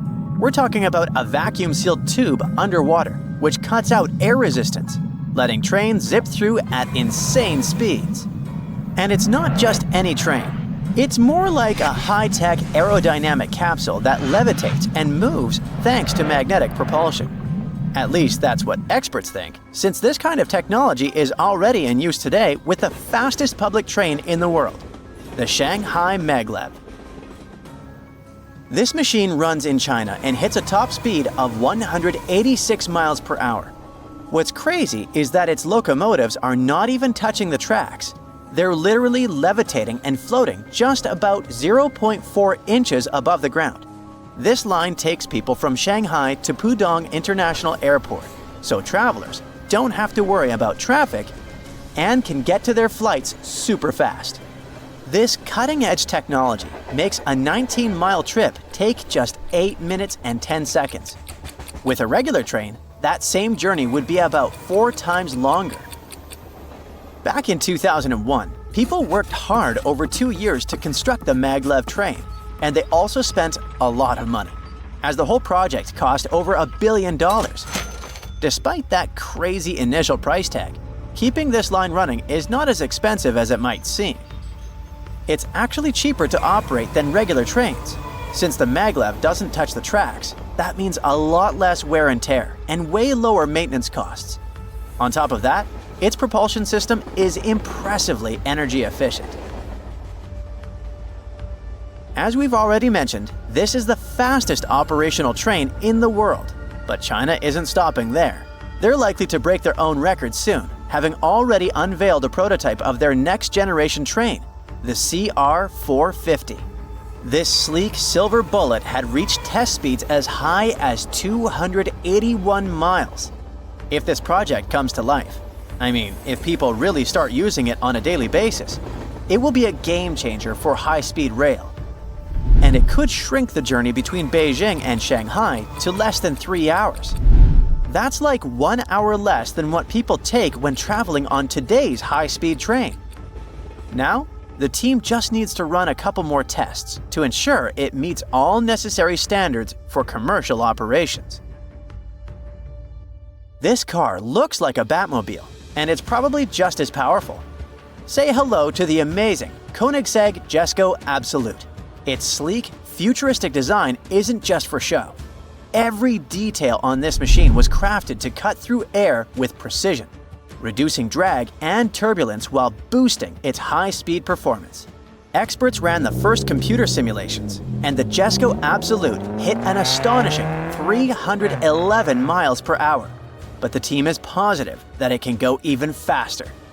This beast comes close to the cruising speed of small jets, and because of that, it smashed all records and became the fastest car in the world. When you visit the Coventry Transport Museum in England, you'll come face to face with a terrestrial vehicle that looks more like a rocket than a car. Meet the Bloodhound LSR.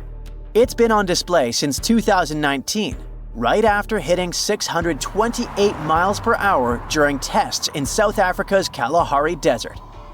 But the team behind this vehicle isn't satisfied just yet, and they're 99% sure they can go even faster.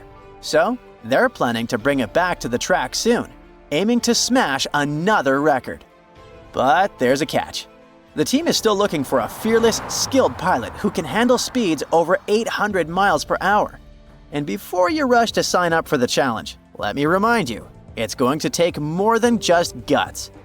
You will need a major sponsorship deal too, because getting back this vehicle on the track and breaking that land speed record could cost around $15 million. If you're curious about the fastest jets in the world, look no further. Meet the North American X-15, a legendary aircraft that flew for nearly 10 years and set an unofficial world speed record of 4,520 miles per hour. This beast is so impressive that it actually reached the edge of space during its test flights in the 1960s. Yep, astronauts territory. To put that into perspective, commercial airplanes, like the ones we fly in, usually travel at altitudes of up to 42,000 feet, but the X-15 soared more than 354,000 feet. Now, imagine flying faster than ever before, zooming through the sky at over 5 times the speed of sound. That's exactly what NASA did with this revolutionary aircraft, known as the X-43A. This airplane is scramjet powered, which basically means it's an engine that operates at a supersonic level. It doesn't have any moving parts like regular jet engines do, like turbines. Instead, it uses the plane's speed to push air into the engine. The air gets compressed or squished by the plane's fast motion, then mixed with fuel and burned to produce thrust. For non-experts, this might seem crazy, even dangerous. In fact, we should mention that the first flights of the X-43A weren't exactly smooth sailing. The initial attempt happened back in June of 2001, but the airplane was destroyed after the booster rocket went out of control. Thankfully, the second and third attempts were a huge success, with record-breaking flights that made history. I know elevators aren't the first thing that comes to mind when we think about super-fast means of transportation, but it's only thanks to ultra-modern high-speed elevators that skyscrapers as tall as the Burj Khalifa and Taipei 101 became accessible. One of the fastest elevators in the world is located in the Shanghai Tower in China, which has 128 floors. To get people from the ground floor to the top of the building quickly, the elevator has to move at an incredible speed of 67 feet per second.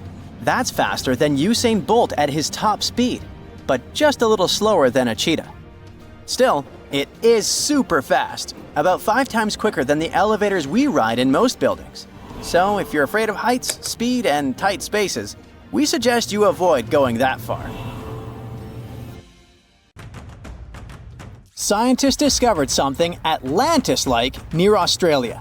There used to be an entire continent that's now underwater. Here's what happened to it. Around 70,000 years ago, during the last ice age, there was a huge landmass called Sahul. It was located in the southwestern Pacific Ocean. This ancient supercontinent connected what we now know as Australia, New Guinea, Tasmania, and the Aru Islands into one giant piece of land. Imagine lush tropical rainforests surrounded by beautiful mountains. Sahul's tallest mountains were in the New Guinea highlands, with peaks reaching over 13,000 feet. This beautiful place was home to a variety of unique animals, most of which were pouched creatures. But back then, they weren't just koalas and kangaroos. Sahul was filled with different types of grazers, burrowers, scavengers, and predators. It was home to a huge diprotodon, a powerful hunter Thiosolio, and a horrifying megalania, a creature that's much larger than any living lizard today. It was a unique place because the rest of the world was filled with placental animals at the time, like wolves, elephants, and humans. In Sahul, the only normal mammals were bats and rodents. But not all its parts were the same. The Timor, Arafura, and Carpentaria regions were covered by hot savanna and dry forests. It looked kinda like modern Australia, hot air deserts with scrubland, steppe, and temperate forests along the eastern coast. Back then, people were migrating all across the world. They made an incredible journey from Southeast Asia to Sahul and first arrived here from 60 to 45,000 years ago. They mostly traveled by foot and crossed the sea using bamboo rafts and simple boats. They came there from an ancient landmass called Sunda, which includes parts of Southeast Asia. They traveled across a series of islands known as Wallachia and eventually spread across Sahul. And it wasn't a small journey. Sahul was huge, around 4.1 million square miles. That's bigger than the USA or Canada. It stretched from the equator to around the southern part of New Zealand. So they arrived in what is now Australia and became Australia's first people. Scientists think that Sahul had a population of 500,000. We've discovered cave paintings that date back around 40,000 years. It's a hunting scene depicting an anoa, or miniature buffalo, facing figures of humans and animals. Researchers are trying to figure out how these early settlers moved across Sahul and where we might find archaeological evidence of their journey. To do this, they created a landscape evolution model. The simulation showed how Sahul changed between 75,000 and 35,000 years ago. It showed potential migration routes and archaeological sites. Humans likely traveled along coastlines and rivers. But how did Sahul get submerged off the coast of Australia, similar to the mythical Atlantis? During the last ice age, much of the Earth's water was locked up in large ice sheets and glaciers. The sea levels were much lower than they are today. After that, the global temperatures increased. The ice sheets melted and the sea levels rose, flooding the land bridges that once connected different parts of Sahul together. About 8,000 years ago, New Guinea separated from mainland Australia, and then, about 6,000 years ago, Tasmania did the same. We still can explore the underwater parts of Sahul thanks to new technology. Divers explore and collect samples directly from the ocean floor. Underwater drones can go to places that are too deep or dangerous for humans to explore. And with sonar mapping, scientists use sound waves to create maps of the ocean floor. It's like using an echo to see what's underwater. The sound waves bounce off the seabed and come back, helping us create a picture of what it looks like. Deep underwater, archaeologists have found stone tools and other artifacts. They also discovered fossils of animals like Diprotodon and Thylasolio. By studying the underwater terrain of Sahul, they learned about the ancient rivers, lakes, and coastlines that existed during the Ice Age. But Sahul isn't the only underwater continent. Sahul isn't the only hidden gem of Southeast Asia. Take Sundaland, a place made up of Sumatra, Java, Borneo, and some other islands. This place was crazy huge during the Ice Age, but now almost fully underwater. Almost, but not entirely. The parts above the ocean are teeming with life. If you like birds, check this place out. It has almost a fifth of the world's bird species. You can spot colorful birds like the Java hawk eagle and the Bali starling among the lush forests. It's also a home to a fourth of Earth's fish species. Sundaland's waters are a haven for marine life, even the most exotic animals like the Asian arowanas.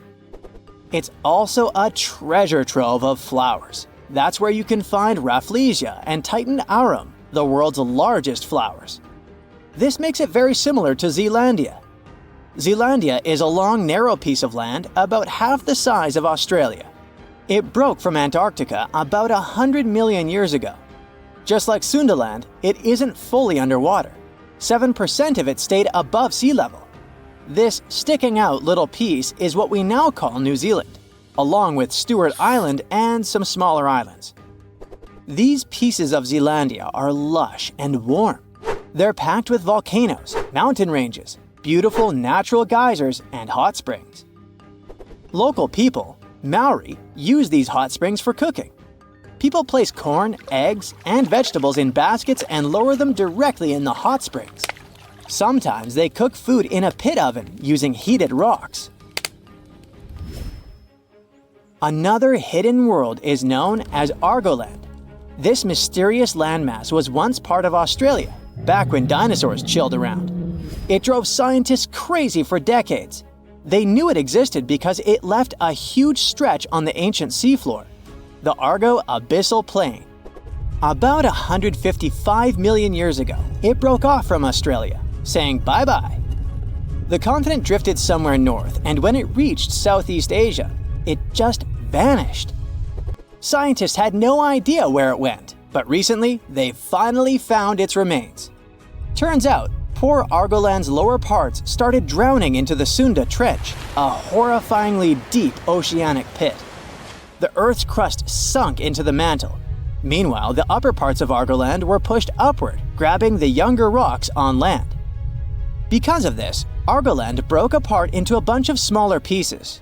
These pieces formed parts of Borneo, Java, Sulawesi, and other regions. The remains are buried under Indonesia and Myanmar. Imagine a colossal landmass the size of Greenland, Greater Adria. Its journey began about 240 million years ago when it broke away from the supercontinent Gondwana. It started moving north, and after 100 million years of enjoying the warm seas, it suddenly crashed into Europe and shattered into pieces. Most of these pieces went deep into the Earth's mantle, but some were scraped off and became part of mountain ranges like the Alps. Today, the remnants of Greater Adria are scattered across more than 30 countries, from Spain to Iran. That's why they're hard to look for. Seychelles was also once part of Gondwana. Yep, these idyllic islands are sitting atop of the ancient continent. We know a lot about it because of its fascinating granite outcrops. 100 years ago, Alfred Wegener discovered continental drift, but no one believed him. These granite outcrops helped him prove that he's not crazy and that tectonic plates really are moving. The Seychelles broke off from India and Madagascar and eventually became a sad loner in the Indian Ocean. This probably happened because of some insanely active volcanoes in the Deccan Traps. But now, the islands are home to unique species both on land and in the coral reefs nearby. Mauritius broke off from India after the dinosaur wiping. Along its journey, it stretched into a long ribbon-like shape and also broke into pieces. Now it's all scattered beneath the Indian Ocean. Scientists stumbled upon this lost land by studying tiny ancient crystals called zircons. These zircons are like time capsules. They date back an astonishing 660 million to 2 billion years. That's even older than Mauritius itself. These ancient crystals hinted that there's another Atlantis somewhere nearby. Turns out there are hidden continents all around the world, and maybe we'll discover more of them in the future. Surprise! There's more than 7 continents on our planet. Argoland, a hidden continent, may help us understand how our planet will look in the future. To find out how it hid from us and what secrets it holds, well, you'll just have to keep watching. Ready for a mystery? Scientists have been looking for a piece of land that's been missing for over 100 million years. Not exactly newsworthy, since people search for information about our planet's history all the time. You'd think it was probably this minuscule island somewhere in the middle of an ocean. Well, you'd be wrong, because this continent used to be as big as the entire U.S. territory. For a long time, geologists have been wondering whether a massive chunk of contemporary Australia vanished into thin air. Some believed it was simply hiding somewhere on the ocean floor. But thanks to some Dutch specialists and 7 years of investigating, we now know there are bits and pieces of this lost land mixed underneath the lush jungles of Southeast Asia. The continents we see in our geography manuals these days are like scattered pieces of a puzzle. There's even a nice experiment you can conduct to see for yourself. Find a world map online and print it out. Cut out all of the continents and play around with them for a while. You'll see they all fit together. Probably the most striking thing you'll see is how South America perfectly fits near Africa. If you close up the oceans that were formed in the last 200 million years, the continents look like they form a giant letter C. And that C is what scientists call the supercontinent Pangaea. It was swimming in an ocean called Panthalassa, and the inner portion of that letter C had a smaller stretch of water called the Tethys Ocean. It is in this small ocean where things get interesting. Back in the Jurassic period, this vanished continent, which scientists started calling Argoland, vanished and left a hole in Australia, now known as the Argo-Abyssal Plain. Geologists initially believed this was all due to a process called subduction. It's when one piece of the Earth's crust dives under another and recycles it into the planet's mantle. Usually, specialists track this continental vanishing through offscraping. That's how they figured out, for instance, that India bumped into Asia and gave us the majestic Himalayan mountains. But for Argoland, things were a bit more complicated. Bits and pieces were popping up in places like Myanmar and Indonesia, but they behaved like these time-traveling relics, looking way older than when Argoland supposedly separated from Australia. It immediately raised the question: if one continent can behave so weirdly, how many others are out there doing the same? Thankfully, scientists have now put together the entire timeline of Argoland and figured out its mystery. It didn't sink or get swallowed up. It simply transformed into an archipelago, breaking into smaller pieces, called microcontinents, and floating away from Australia. These mini-continents then took a little journey before settling down in Southeast Asian jungles. This discovery fits right into the whole Pangaea puzzle. It helps us better understand how continents break up and make up, all in one discovery, revealing secrets of biodiversity and climate back from in the day. If you'd like to find out more secrets about history, civilization, or random day-to-day objects, be sure to like this video and subscribe to the channel. Like, for instance, the mystery behind this invisible species line in Indonesia. It's called the Wallace Line, named after the British explorer Alfred Russel Wallace. Over 150 years ago, Wallace was on a journey around the Malay archipelago, visiting thousands of islands. What he found was that animals on one side of this invisible line were considerably different from ones on the other side. This invisible line is like a wall between marsupials and tigers, for instance, or honey-eaters and trogons. But now we know that around 35 million years ago, Australia broke up with Antarctica and collided with Asia, and this continental love triangle triggered significant changes. It didn't just change the way the land looked, it also messed with the species of animals on each side of the Wallace Line.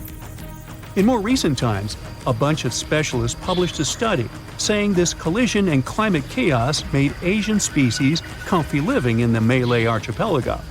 Meanwhile, the Aussie animals weren't as happy with the new environment. It was too hot and wet for some, and others just couldn't handle the tropical island lifestyle. The discovery of this continental shift towards Asia might also explain a recent finding of a human species that didn't seem to make any sense either. You see, in this hidden cave in the Philippines, archaeologists stumbled upon a new human ancestor. It seems that about 50,000 years ago, on the island of Luzon, there was this ancient human-like species. The lead researcher believed this finding was crucial for understanding human evolution in Asia, and it named this new species after the island, Homo luzonensis. Now, here's where it gets a bit confusing. The bones found by archaeologists had one small problem. They had a weird mix of traits that hadn't been seen together in any other hominid species. Smaller teeth, similar to ours, yet hands and feet that were more like our ancient humanoid ancestors. It was those throwback limbs in particular that connected this human species with the long-lost Southern Territory. That's because they have this primitive look, like these hard-to-pronounce guys, for instance. Only these two species are separated by 2 to 3 million years of time in evolution. Many have wondered, is Homo luzonensis really a new species? Not everyone is convinced.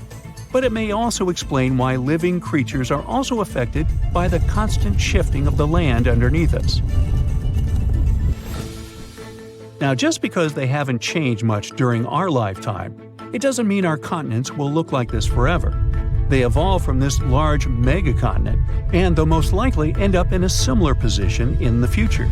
On that note, a geologist from a European university tried to predict the future of Earth's supercontinents. As a starting point, he used an earthquake that occurred in Portugal back in 1755, when tectonic plates behaved a bit differently than they should have. After years of research, he came up with a theory in 2016. He believed that the stitches between these tectonic plates might be coming apart, setting the stage for a bigger rupture. It's like when glass cracks between two holes in a car windshield. If this happens, a subduction zone could stretch from the Mediterranean all the way up past Ireland, bringing volcanoes, earthquakes, and new mountains to these areas. If all goes according to this plan, the Atlantic Ocean will disappear, and so will the Pacific, turning into one large stretch of water. Instead of the 7 continents we know today, we'll get a new supercontinent, which he called Arica, because it would have Australia and the Americas at its heart. Now, it's not the only possible scenario, though. Novo Pangea might be another, and it's easy to foresee. The Atlantic stays open and the Pacific closes. Then there's Amasia. For this one, you'd have to imagine the Arctic Ocean closing and the Atlantic and Pacific staying open. Everything shifts to the north around the North Pole, except Antarctica. One final scenario would be called Pangea Ultima. Slow down the spreading in the Atlantic, and a new subduction plate pops up on the America's east coast. Well, either way, if all the continents collide in the future once more, some say it won't be fun to experience. It's believed that in around 250 million years, we'll feel like we're being trapped in a sweltering, soggy plastic bag. Weirdly, that bag will be the best place to live on Earth, the coastal areas. As for the inland spots, they'll be sizzling, like a desert on fire. Many of the species of animals we know today might not make it. As for us humans, we'll need to be creative if we want to withstand the heat. We should be thankful, though. These digital models are still great because we can use them to test all sorts of interesting ideas. For example, how these supercontinents would mess with tides. Taking future space travels into consideration, these models can help us understand the climates of exoplanets too. Those are located outside our solar system. Now, at first glance, it seems like we're on a giant raft called a continent that's just floating around on some molten lava until it hits another continent. Okay, let's make a quick stop at high school science class. Our home planet is like a cake with different layers of ingredients stacked up on top of each other. The Earth's core, mantle, and crust. Hey, where's the frosting? The cake batter on top represents the crust of the Earth, made up of 3 types of tasty rock: igneous, sedimentary, and, say it with me, metamorphic. These rocks are formed in different ways, such as from solidified lava or from the deposits of particles and minerals. The crust is what we stand on, a home to our continents, oceans, and everything we see around us. Then you have the mantle, not the baseball player, the layer that lies right below the crust. Many people think that the mantle is just lava, but it's not quite like that. Just like how you mix different ingredients in the cake batter, the mantle is made up of different types of rocks that are constantly moving and shifting. And finally, we get to the sweetest part of the cake, the center, or in the case of Earth, the core. It has two parts, the outer and inner core. The outer core is made of molten rocks and metals that are incredibly hot. Ow! Even hotter than the surface of the sun. The inner core is solid, even though temperatures there are crazy. It doesn't turn into liquid because the pressure down there is amazingly strong. When you see all this, you can easily think that below us there are endless miles of lava and hot rocks. So, how come tectonic plates move at all? The continents don't float on a sea of molten rock. The oceanic and continental crusts really sit on a mantle. Sure, there's a layer of liquid rock in our planet, the outer core, around 1,800 miles below the surface, but it's separated from the surface by the mantle that's thick and solid. So, the Earth's tectonic plates move around because they're on a thick layer of solid rock, the upper mantle. Basically, this rock is under incredible pressure and heat, which makes it flow in slow motion over time. Think of it like honey or syrup that you pour over your cake layers. As you move the cake around, the honey or syrup will also move and flow. Similarly, the upper mantle can flow and drag the parts above it along, just way slower than honey. And the rock is both breakable and flexible. It can crack and break like a cookie, now I'm getting hungry, but it can also stretch and bend like a piece of taffy. When the plates get caught on each other, they can't move anymore. But when they break free, they start drifting again, like puzzle pieces shifting around until they find their perfect fit. Extremely high temperatures and pressure are the reason this flow happens. It's like a big pot of soup on the stove. As the soup heats up, it starts to move around, carrying heat from one spot to another. Is it lunchtime? And speaking of lava, it's not just molten rocks that travel all the way up from the outer core to volcanoes. When tectonic plates come together and one slides underneath the other, they create a lot of heat and pressure while grinding against each other. It's like rubbing your hands together fast and they start to get hot, or when you start a fire with rocks. And as the melted rock, or magma, rises to the surface, it can create volcanoes. Now, long ago, the Earth's land was not divided into continents as it is today. Instead, there was one giant landmass known as Pangaea, meaning all Earth in Greek. Whoa! Imagine being stuck in the middle of this giant ocean. So, over time, this supercontinent slowly broke apart. Its parts drifted away from each other and formed the separate lands we call continents. This idea first popped out in the 16th century when one cartographer realized the coastlines of Africa, America, and Europe appear like they could fit together like puzzle pieces. Later, researchers realized the rock composition of their coastlines was similar, which means they used to be part of one giant mass, and they called that the theory of continental drift. At first, people were pretty skeptical about that idea because they didn't know how such massive lands could move around. Now, we'd all be able to explain that part, right? So, the Earth's crust is divided into a couple of large plates and many smaller ones. All of them are still moving, even though it's in slow motion. We can't sense it, and we won't see any particular changes during our lifetime. It's a process that lasts hundreds of millions of years. As the plates move, they interact with one another in fascinating ways. For example, when two plates collide, one may be forced beneath the other, which would help create a subduction zone. Over time, this is the way you get many cool things like volcanic islands, trenches, and even entire mountain ranges. Plates apparently started moving around 3.5 billion years ago. It took them a while to group into the first jigsaw supercontinent we know about called Ur. Today, its remains make up parts of Madagascar, India, and Australia. Pangaea formed 335 million years ago, but it probably won't be the last continent that will form. So, some new generations in the distant future could live on something called the next Pangaea.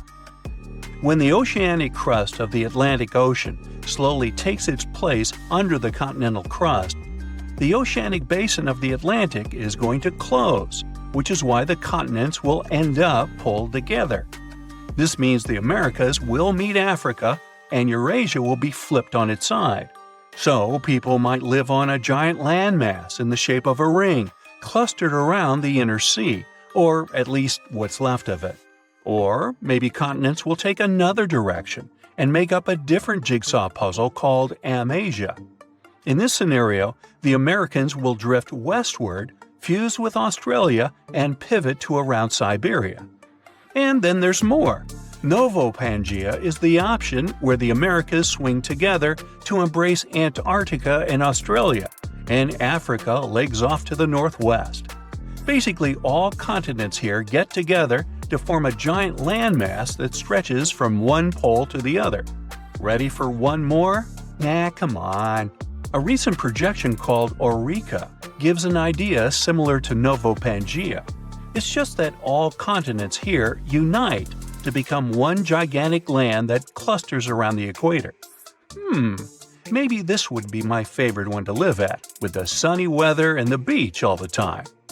And who knows what kind of magnificent trenches, mountains, islands, and other geological beauties we'd get with this giant supercontinent. Pangaea broke up about 175 million years ago. As the Atlantic and Indian Oceans began to widen towards the east, the Ring of Fire was formed. It's a path that goes along the Pacific Ocean with so many frequent earthquakes and active volcanoes. This way, Eurasia was unable to cross this border and continue moving westward. And now Eurasia could move laterally along the Ring of Fire. The subduction zones kind of act like a barrier that forces the tectonic plates to move in different directions. So Eurasia could eventually collide with the Americas and form something similar to Amasia. It would be cool to sit there, grab the popcorn, and watch it from the side. But this is something that won't happen for the next 50 million years at least. I'm willing to bet I probably won't be here to see it. Different theories talk about different positions where this new supercontinent might end up one day. But it seems it will probably be somewhere in the polar area, centered on what we today recognize as the Arctic Ocean. Not my cup of tea. Bring me back the sunny one. Wait, scratch that. Let's go eat. That's it for today. So hey, if you pacified your curiosity, then give the video a like and share it with your friends. Or if you want more, just click on these videos and stay on the bright side.